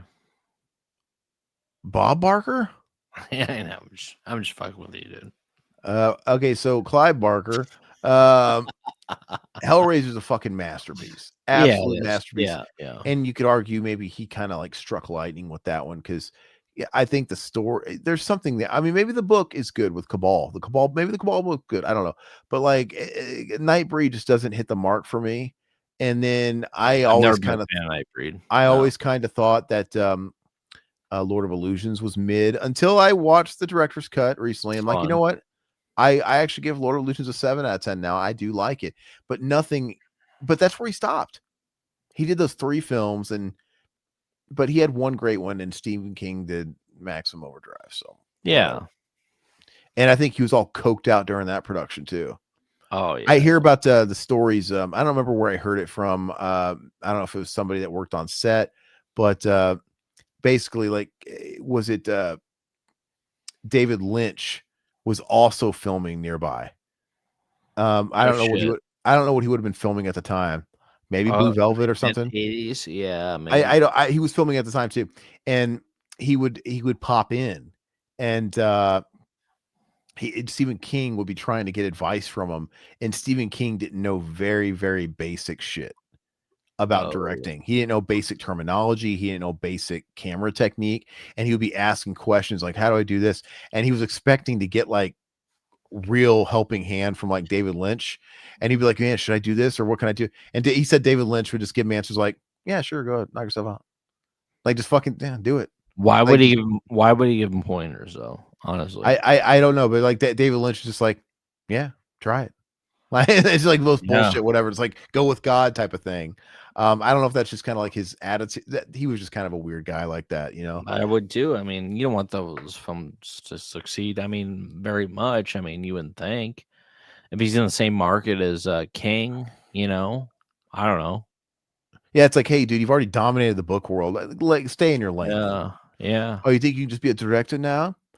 But I love it, dude. I love and there's that viral clip of Lynch, that's going around like on the reels and stuff of Lynch yelling at the person that's telling him to wrap it up because the scene's going on too long. And he's like, we're gonna wrap it up. The scene's like 4 minutes long. And he starts going nuts, like, who gives a shit? What the fuck, guys? Like, keep going. Stop interrupting my scene. Like, who gives a shit? The person that's doing that's no doubt his AD. I'm assuming maybe his AD, whoever's in charge of hey, we're losing daylight, we gotta fucking go. David Lynch was just so into his vision. He's like, I don't give a shit about anything else, we're gonna take as long as we need. But he was funny because at the time, it's not that who cares about a 4-minute scene. Who cares about a 4-minute scene when you're filming it? You can always edit it if you got the money and you got the budget and you got the big dick like a David Lynch did to go overtime, cost the studio a little bit of money, whatever he's like, I'll get fucking lashed at later, whatever, fucking let's do it. But to have that luxury, here we go. Speaking of erotic, we got Anthony Does Edwards. he never turn you on, dude? I can't perform unless it's under blue light, dude. That's what this film with a did to me. dog mask on. Yeah, with a dog. Oh, Jesus. Kidding. Barker was too weird to be as big as King. Yeah, no. And Mutineer saying you're right about Barker. Cronenberg was the best part of Nightbreed. I wanted to see a movie about his character. Yeah, he was really creepy. What a great mask too. Yeah. Mutineer says famously, David said it's. Oh yeah, that's right. Famously, that's what he says. It's your movie. Do whatever. He was trying to get pointers away, and he's like, "Hey, this is your boat. Fucking steer." Well, it." I don't blame him for saying that. I mean, that's what I would do too. And that's true. David was probably not the best guy to ask about formal filmmaking, though. Yeah, he really wasn't. He was not. Yeah, he was not. He was a visionary. But Even if he was, I wouldn't give him I don't any know. credit. Yeah, who knows about like the technical aspects of shit? But he was so wild. But that's how you get the greats like that. You know, It's like asking a magician how does he do his tricks. I mean, you don't do for that fucking shit. no, but like you're saying, he wasn't even. I don't think he's the. He's not going to sit there and give you a Harvard class on film school the way he does shit. His mind works a certain kind of way. It's very unconventional, but I think that's how you get those sort of. Look at those tits, my God. Sorry, guys. Oh, look at that dog head, my God. You'd still finish, dude. Like, all right. Those aren't hers, dude. Oh yeah, there's. Why would you? It's like animatronic deal. Animatronic. Dude. Yeah, that's not her. I mean, that'd be point. If I was the actor, dude, like. I have to wear a dog head in this scene. Is it really necessary for me to show my breasts? Do you think you finished in the dog, dude? Well, that's what I was saying. You would have finished. That's what I'm saying. You're like, oh, I gotta. In the dog, dude? Oh, he was already in the middle of it. Dude, I would have been finished like minutes ago. Dude. God, is Todd not fading? He's so funny, dude. Oh, come on, dude. Don't bullshit me. But no, yeah, David. Like I said, I think you have to have those guys like Lynch that just kind of disobey all the rules. And to really get some brave and adventurous projects. I mean, everything he's done from Eraserhead to God, we mentioned it earlier. Somebody mentioned in the chat, but Lost Highway. I need to watch. I haven't seen that in a while, dude. I need to rewatch that. If he wasn't David Lynch and he kind of didn't brand himself as being this guy that makes weird shit, nobody would have greenlit fucking that movie. Nobody would have greenlit. Nobody would have. I don't know if he had like final edit or rights or whatever, but just it's because he was David Lynch, and he had built up this reputation. But he was such an auteur. But that movie is not for the mass. I love that movie, but it ain't for the masses. It's he had total free. He's like a giant indie filmmaker.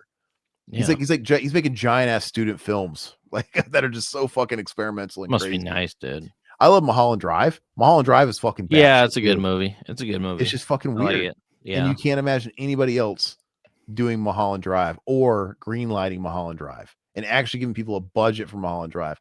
But I guess when you hire David Lynch, you're hiring David Lynch. You kind of know who he is. Like, all right, David Lynch has an audience. Like, look, they're probably like, look, we don't get your shit, David, but we know you have a base that does, and we'll pay to see it. So here's X amount of dollars. Go do it.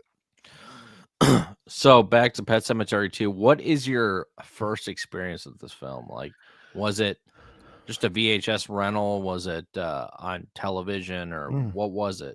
It was in 1994 or 5. It was when I was in Kentucky, and it was probably 95 because back when I was obsessed with Power Rangers, I was living in Kentucky. I was living in my grandmother's haunted house, and we had that little mom and pop video shop I always refer to. Same one. Okay. We rented. This is one of the films we rented, and the movie wasn't very old at the time. A couple years old and a few years old, and just one of the films that we rented, and we loved it. It was this movie came from sort of my golden era of just sponging and absorbing movies. And now, not the earliest. My earliest memories, like I said, I was like 3 and 4, and I was watching the creature features. I was watching Nightmare 4. I was watching Halloween 2. But that was like preliminary stuff. It was during this time, like 3rd, 4th, and 5th grade, where I'm just really soaking it up and really, really, really, really, really taking it in for what it is. And and I was doing the same thing. I mean, I 9 years old. I was probably 8 or 9. So, I was 8 or 9 as well, because I just saw True Lies. My dad, and he always made fun of me because I asked like a 10-year-old boy, and it was like 8 or 9 when he said that. And I remember that we used to go to the when I visited him, we used to go to the Schnucks. It was a grocery chain. And we used to rent VHSs there. And I remember renting this My brother and I rented this all the time. Question, really quick before you finish that. Would the spoke really take his nose off? I don't think it would. A spoke? Oh, Yeah. hell yeah, dude. That would take his nose off. Going You- that fast? You Absolutely. think a spoke would take it off? Oh, yeah. Yeah. Really? Going that fast, dude. You got to think, man. That thing's But are going. they thin enough to really kind of act like that wire effect and cut? Yeah. Yeah, dude. I mean, I'm not saying it wouldn't fuck him up and like damage his nose or like. I think it would have cut it off easily. That's put like you saying, put a finger in there, it's gone, dude. but that's like you're saying, well, because the way the spokes are like layered, I guess it would get caught in there. But you would have to actually force it to stay, which Clive might have done. But that's like saying, hey, if you lift a kid up on the ceiling fan, is it going to take his head off? No, it might fuck his head up, but it's Didn't not going take to his take nose off, dude. I mean, that's for damn sure. Has anybody ever done that? Sorry, continue your story. I'm going to look that up. No, I was just talking about going to the we were talking about renting films in the 90s, and I would always go to the grocery store, and they'd have the VHS copies, and they had like, the rentals were like, rent a movie for 5 days in the grocery store, because it wasn't Blockbuster. Blockbuster was more of a 2-day rental, that sort of thing, and like the grocery stores are more lenient in a lot of them. Ours was like 5 days. I don't remember. You rent 3 at a time for 5 days. It's pretty cheap, but I remember renting this, or renting Sleepaway Camp 2, like all the old horror flicks that we love. But yeah, it's great memories, man. And I mean, God, I just want a snapshot, like one day of that again in my life, Yeah. dude, just so I can actually go back and see exactly what see if it's as good as I remember, if that makes sense. His scarf was his doom. Yeah. Someone, somebody was writing the script and they thought of that kill. Like, hey, man, we got to get the scarf. Which I love that scarf, because man. Gus was probably going to kill him anyway. But they're like, fuck, man, we got to give this kid a scarf now because we want that to happen. I got to have that scarf get sucked up, man. I wish I had that scarf. It'd be awesome. Hey, so this is what AI is telling me, Todd, and this is actually how I feel and think about it. While highly unlikely, it's theoretically possible for a bicycle spoke to cause an injury severe enough to result in a partial or complete amputation of the nose. But this would require a specific and very rare combination of factors to line up. In most cases, a bicycle spoke would cause less severe facial trauma, such as deep lacerations or a fracture. That's exactly what I think. And it says here, factors that influence the severity of the injury. And it says here, nature of the spoke. Bicycle spokes are designed to be strong, but they have flexibility. To cause amputation, the spoke would need to be unusually rigid, or the force applied in a way that minimizes the flex. It wouldn't have it wouldn't have that like wire effect, like fish line or whatever it is, like the mafia used to piano wire. Yeah. I don't think it would just.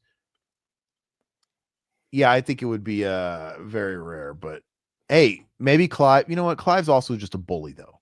He wasn't trying to kill Jeff. Yeah, I don't think he was trying to kill I think him he was either. just trying to scare him and fuck his nose up. I think it would just bruise your fucking nose.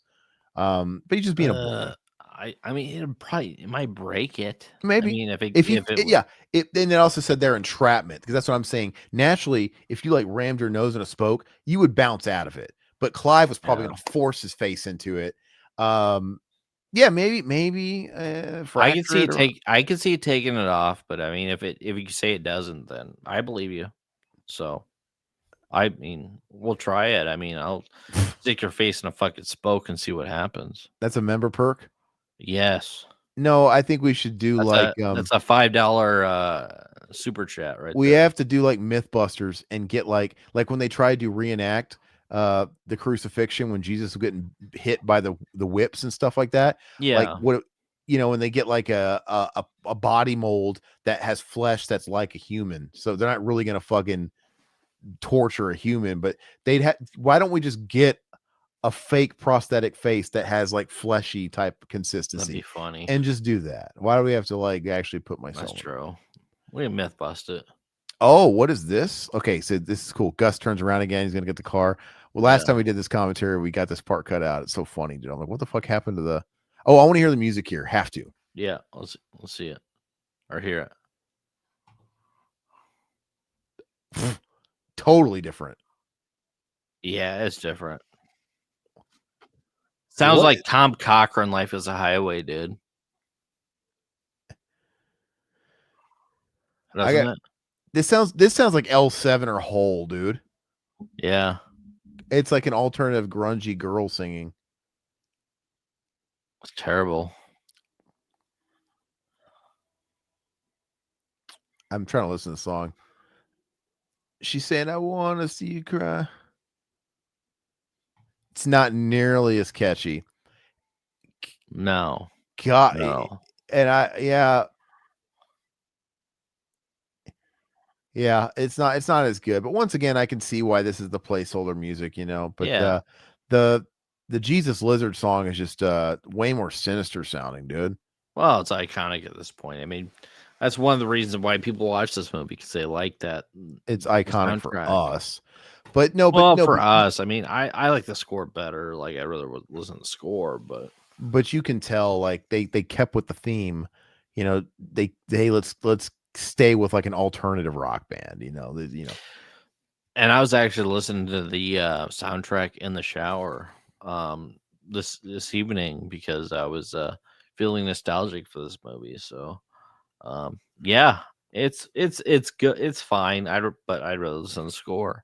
Score's better. All right, let's see if we still have the shot of her like leg in the potatoes, dude, with the dripping Oh blood. yeah, it's terrible. Yeah, some of these shots are just burned in my brain. The songs are burned in my brain more than any other film. Like the lingering shot of her, you know, foot in the potatoes. It's just all this shit. We don't insanely see a quotable. head flying or anything. Why would you do that? You just see the foot hanging out, dude. He's checking to see. Yeah, if I know. dead. I severed heaven would be nice. I mean, with all the potatoes. Yeah, this looks the same, dude. This is The the foot's same. effective. Yeah. Yeah, so far, I mean, this isn't as revolutionary as the Hellraiser one. No, it's The it's Hellraiser really one was cut. Hellraiser Bloodline was cut in such a cool way where the final theatrical film, it's very linear. This is more dialogue than it is like substance, like gore and all that shit. Yeah, and just like the temp music and stuff like that. I always liked the nanny dude. I mean, I get it. He's in mourning, and Jeff doesn't want anybody to replace his mom, but he knew what he was doing, hiring a younger piece. Oh god, he wanted to get his fucking pinky stinky, dude. He knew it, and Yeah. and I always like saw this dynamic as, oh god, he's the older guy hiring the young nanny, but he's only 30, dude. Yeah, she's probably like 20 something. She's probably early 20s, but I'm like, he's Yeah. not as old as I thought. No. Look, is that Clive's yearbook photo, dude? Looking like a fucking punk asshole, dude. That's great, man. And this is where we're getting into we're in the third act here. Now, my biggest problem with the film, but I loved it, is why Jeff just suddenly becomes evil. Well, so his mom turned him, man. The last time we see, hold on, what is it here? What is she saying? Wake up, honey? You, Jeff. I need you. Okay, so now we're starting to get the music. But I'm trying to say this shot is in the original, right? Yeah. This transition? Yeah. Are we sure? I can look it up. Because the thing that was always look is okay, I'm trying to see, do we have the dad going up in the attic. Let me just see this part.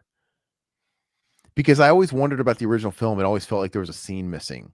Because look, okay, now we see him. I could have swore. Hold on. 125. We are at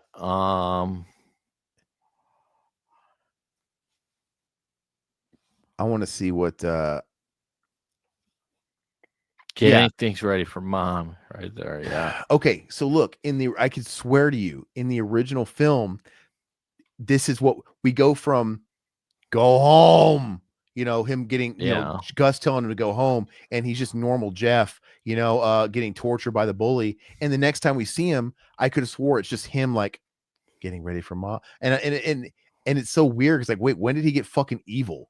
And I feel like, I guess I could be wrong. I feel like that little shot where his mom says, I miss you, or that could be like the tie that binds it. I don't know. It still doesn't make fucking sense because all of a sudden Gus is telling him, I love you more. yeah, he's getting tortured by Clive and Gus, and then all of a sudden Gus is handing him a shovel and let's go dig up your mom. It just, in the final cut, it doesn't make any sense. I have to admit, like, why is he all possessed now? It still really doesn't make sense. Yeah, I'm looking at the actual cuts or the actual work print, and I'm not seeing anything that's blowing my skirt up here when it comes to why shit is happening with this. I So, love that. I just didn't know if that little insert where we saw his mom's hand, like speaking to Jeff. yeah, I feel like that wasn't in the cut we seen, because that almost kind of explains it. Like Mutineer saying, I think they're suggesting that Jeff is being directed by the spirit of the cemetery. It happens in the book. It's why Lewis buries Gage at all.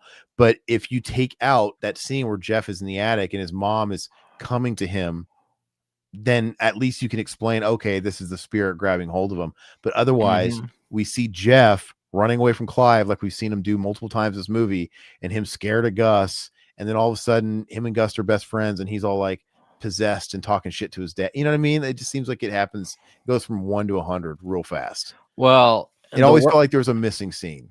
The work print has a lot of like fluff. So, like, an example of that would be like Jeff standing up and an hour and 27 minutes. It's like little shit like that last maybe 5 seconds. It's like they haven't broken down that much. But that shot of Jeff in the attic and his mom saying whatever she says and stroking his hair, that only lasted a few seconds, and that could have been everything. Yeah, that's true. That is true. That could have it could connect. Yeah. I just feel like there's something that I want to kind of like compare A B that, because I swear that's not in the original, because that almost makes too much sense. But I wish they would have a better version than this. I mean, it's not a terrible version, I guess, but it's not good at all. Here's a song. Oh, it's back in the film? Yeah. Let me see. I want to die just like Jesus Christ. Oh, they put it here? Yeah. Weird. Hour and 28 in, yeah. Yeah, it's the scene where he's going with Gus, yeah. Yeah.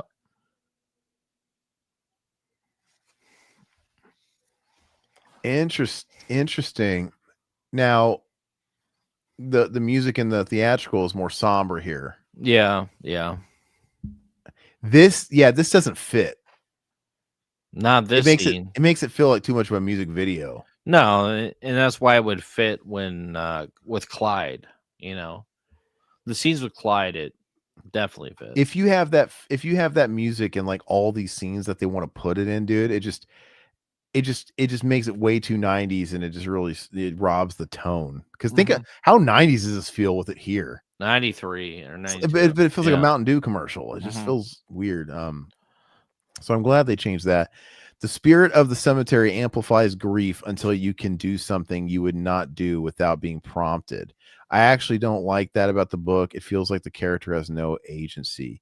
Yeah, it's and also, if that's really what they were going for in this sequel, they're really relying on you to maybe have read the book and really dived into that lore. Yeah. Well, Mutineer City saw this. I'm curious to think what if he's watching this for like the second time. I don't know. Mutineer, let us know what you think. I mean, I'm curious to think, what was your theater experience back when you saw it back in 93? I think he said he didn't remember it. Oh, he didn't remember it. Okay. So what do you think of it now? Is it okay? Or he probably went and saw this in 93, and there's probably like 5 people in the theater max. Because I couldn't imagine it age like, this is more of a nostalgia piece, which I totally am fine with. Like if somebody watched it now, they're like, okay, the movie, it's fine, but whatever.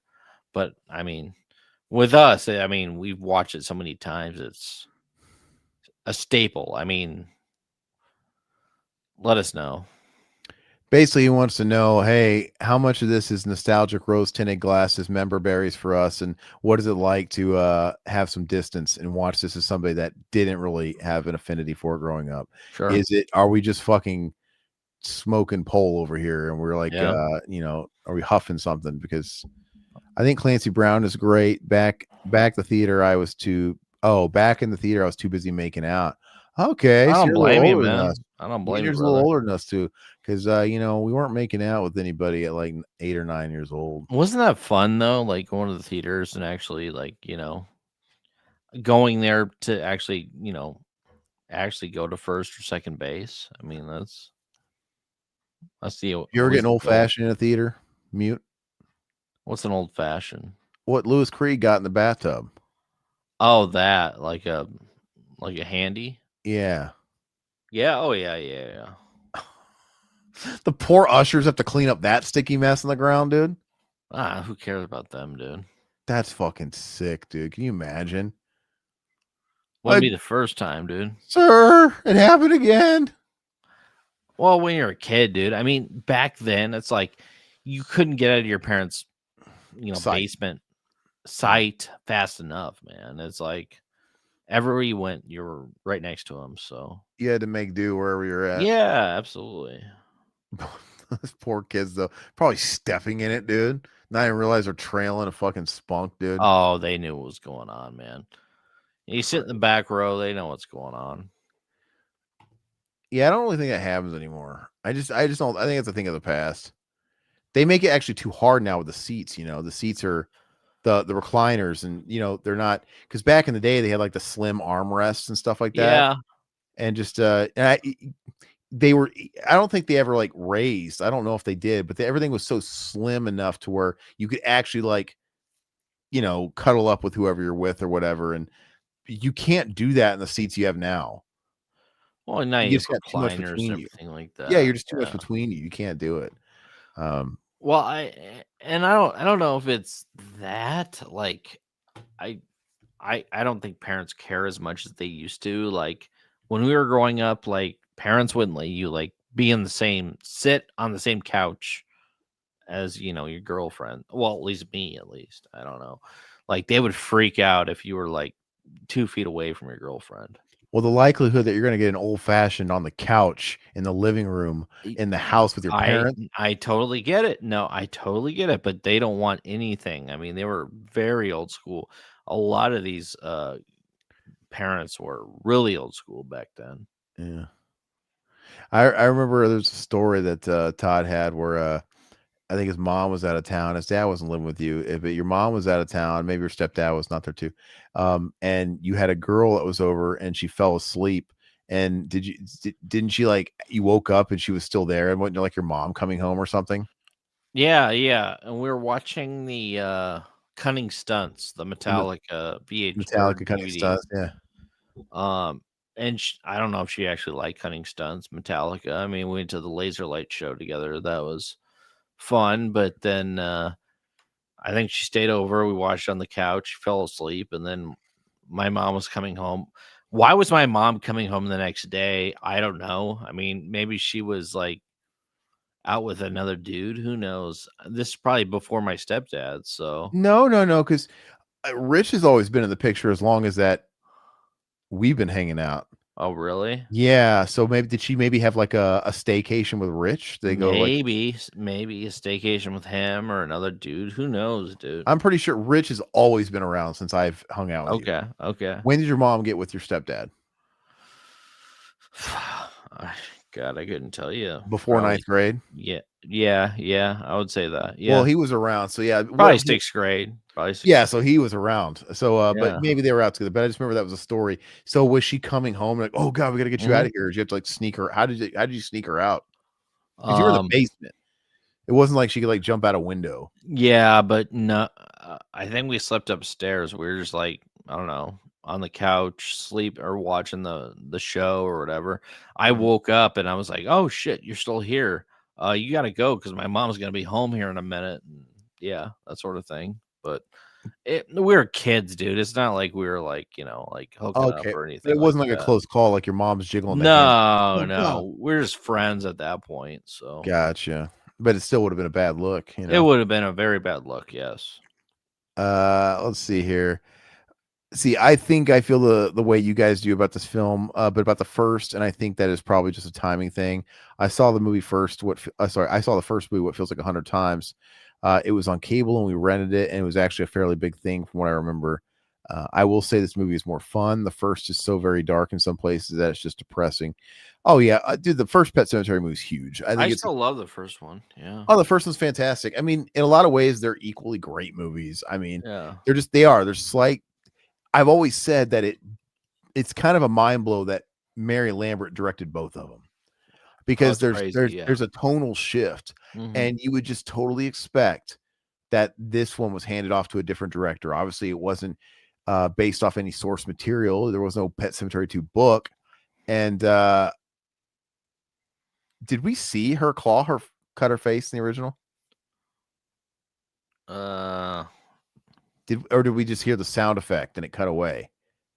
Yeah, I don't remember that. Because I don't recall you actually seeing her cut her face. Yeah, I don't remember that. I thought it would, but whatever. What But yeah, what are you at? 137. I'll look it up. but I just yeah, there's such a tonal shift, and it's just wild that Mary Lambert, like I would love that's why I'd love to talk to Mary Lambert.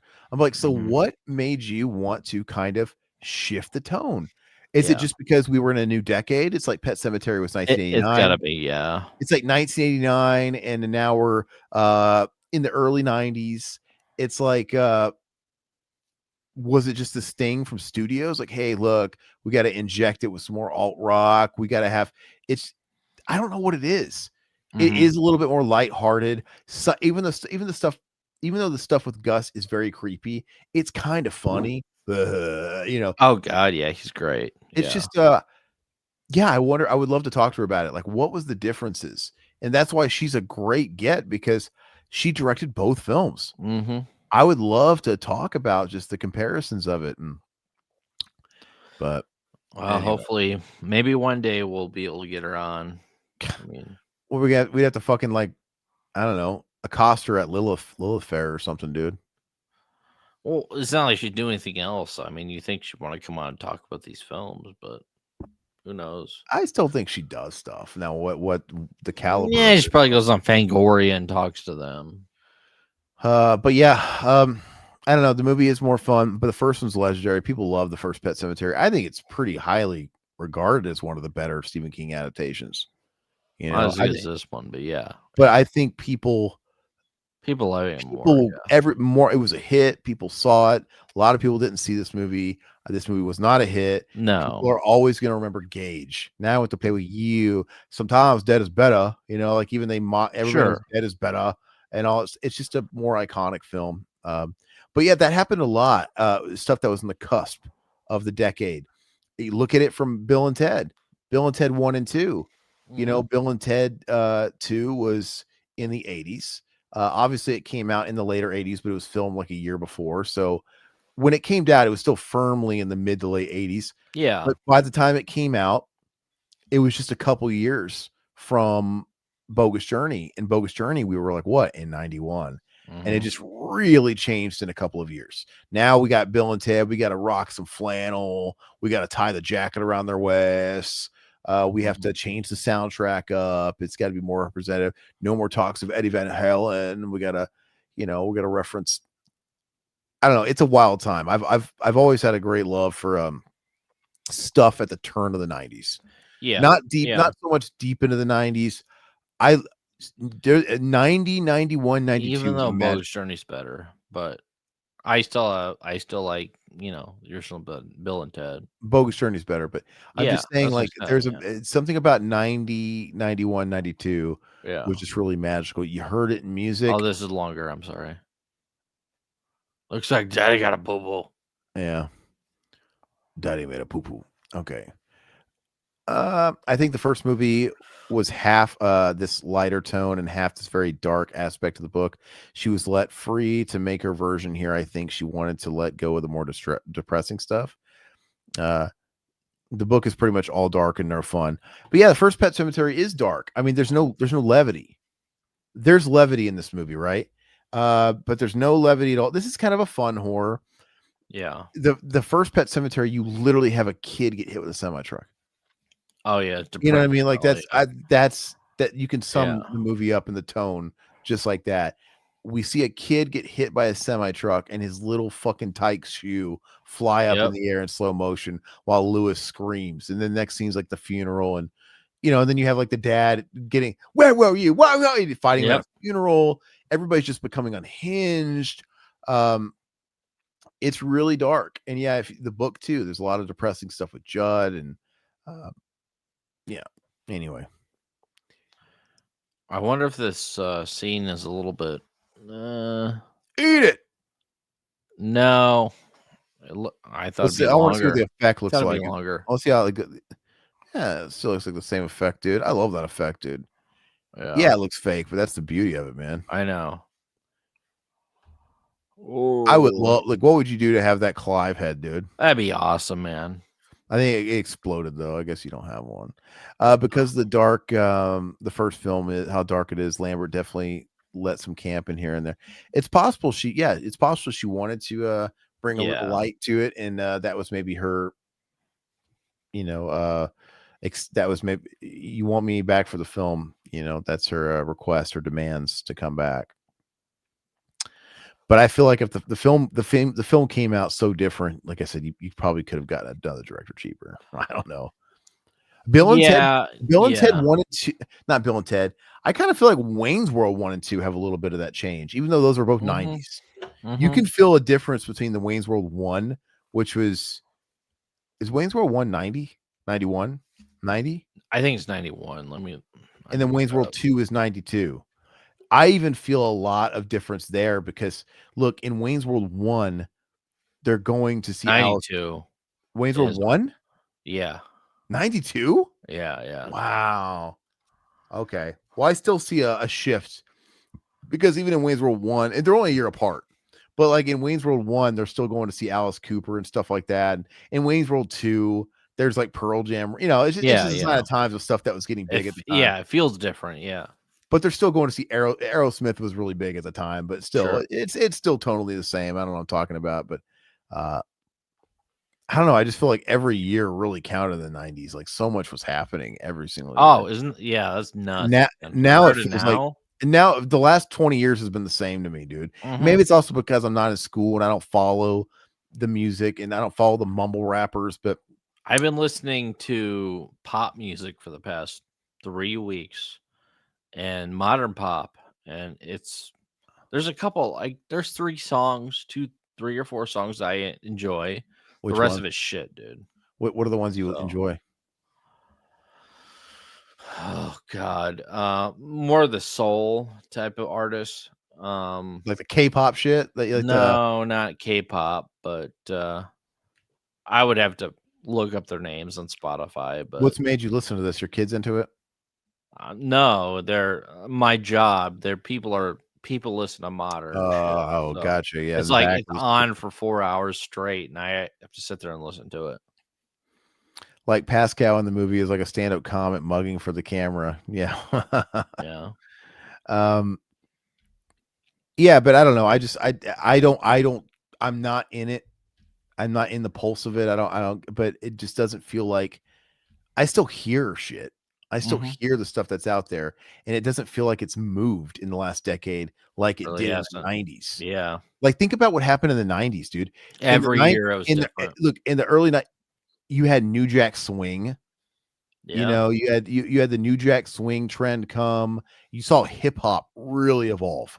Like I said, from like the New Jack Swing thing to, and we had the rise of gangster rap, and then G-Funk era rap. And then we literally had Slim Shady in the 90s, capping off the 90s.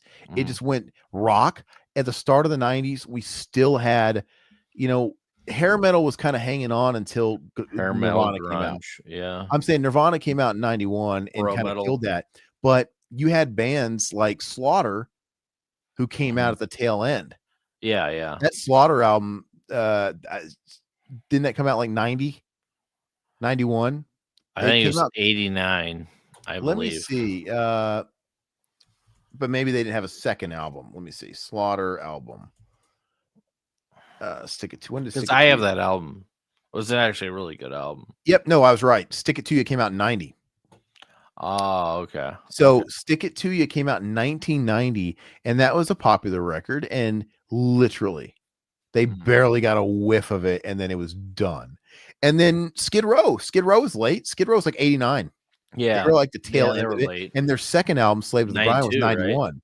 Oh, it was 91. Okay. That Slave to the Grind was 91. It was the second album. But like and they were able to sort of like transition into the metal movement a little bit with Slave to the Grind, but it's just yeah, it just shifted so much. So in 1990 and 91, you still had Slaughter.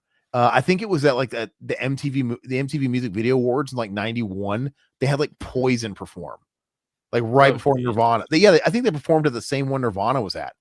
Wow. And that was the last. It's like they were overlapping a little bit and it was fucking done. So you literally still had you know, Slaughter, Warrant, and all that shit popular for like a year. And then you saw it turn into, Nirvana and Pearl Jam and Mudhoney. And then we went to new metal, went to Korn, went to Yeah. Limp Bizkit, Yeah. rap rock. It just, and then you had the whole alternative movement. Your, fucking Soul Asylum. Is that, would you say they're alternative? Jim Blossoms. Yeah, they were. Yeah, It 90s just alternative. Yeah. really went to a lot of places, in my opinion. But anyway, yeah, I gotta admit, this work print, it didn't really deliver anything too new to me. No, It was kind of a letdown in that sense. But I'm glad we watched it. Basically, the all you really get out of it is the temp music, and for the most part, and a few dialogue scenes. a few dialogue scenes, and didn't really help me out because I kept the film on mute most of the time. But anyway, it was a fun stream. I think Todd's exhausted. Did you do your job? No, Friday you didn't. You didn't do your little. No, but I was. Yeah, I've been tired for the past 3 days, man. Yeah, Todd. You're not used to working on your feet like that. I'd be the same way, No, man. I am not. I've been doing desk work for fucking 11 years now, and if I had to go back to like being on my feet, dude, like walking 30,000 steps in a shift, dude, Yeah. it would whoop my ass. I've been going to bed at like 9 o'clock every night, dude. Yeah, It's crazy. You're like, man, this is shit's for the birds. You're like, this fucking manual labor shit's for the birds now. Yeah, it is absolutely. I would. I'd be like, God, Yeah. I'm so past this. Dude. Like, I I'm can't. old, dude. I'm an old fart now, man. Yeah. Robert, let's see here. You're talking about the time when I first started loving music, the '90s grudge scene. Yeah, I mean, I get it. How like the old Heschers, they didn't like it. It's like when you watch Randy the Ram dude on the wrestler, where he's talking about, man, whatever happened to party and a good time? '90s fucking stuck. That Kurt Cobain guy had to come and fuck it all up. Is depressing shit. I can see both sides. I like it all. I love listening to the butt rock era of Kiss, dude. I like listening to but at the same time, the stuff that resonated with me as a kid was Dirt. Depressed. That's depressing. Yeah. The thing is, I couldn't relate to Lane Staley and drug addiction, but you know what though? I knew people that were dealing with it, so I could sort of like adjacently, like, man, this guy's fucking hard. It's honest, it's real, and it's sick. And it was crazy being an adolescent and listening to these autobiographies on CD and stuff of these people just like addicted and nuts. It's kind of crazy, actually, when you think about it. And glorifying it too in some ways. Let's see. I will watch this again and give the film full focus. Yeah, man, watch the real film. Yeah. Sorry. Watch one of our many commentaries with it. Hey, I'm telling you, use our link if you want to, but linked below, go to Amazon and it's $9.99 right now, the fucking special edition. Yeah. And it's awesome, dude. It's worth fucking $10. I think it is. It's one of my, like I said, one of my favorite Halloween films to watch around Halloween. And if any of you guys do end up partaking in it, use our link in the description. I guess they toss us a little something for it. So, but anyway, so I think that's it. it's been a long stream. Happy Halloween. We're not going to be doing anything Halloween night. Todd's got stuff with the kiddos. Yeah. But what are we doing? So we skip Fango Friday. Yeah. So we're not going to have Fango Friday next week either. So 2 weeks no Fango Friday. Yeah. Can't have Fango Wednesday because that doesn't make any sense. I don't know what we're doing Wednesday. We'll have to talk about that. Next Friday, though, I do have the Night of the Living Dead commentary. It's got an older one. Then I also have the Return of the Living Dead 2 commentary. So back-to-back commentaries the same night, Halloween night. I'll give you guys something to watch, and we'll figure out Wednesday. All right, guys. Adios. Have a great night. Have a great weekend. Live long and prosper. Bye. Big thanks to the Revival House family. Your loyalty fuels our obsession with horror and lets us uncover the darkest, most twisted gems just for you. If you're not a member yet, consider joining the cult today. You'll get early access to videos, exclusive content, and behind-the-scenes scares you won't find anywhere else. Until next time, this is Revival House, your home for horror. And remember, we'll leave the house lights off for you.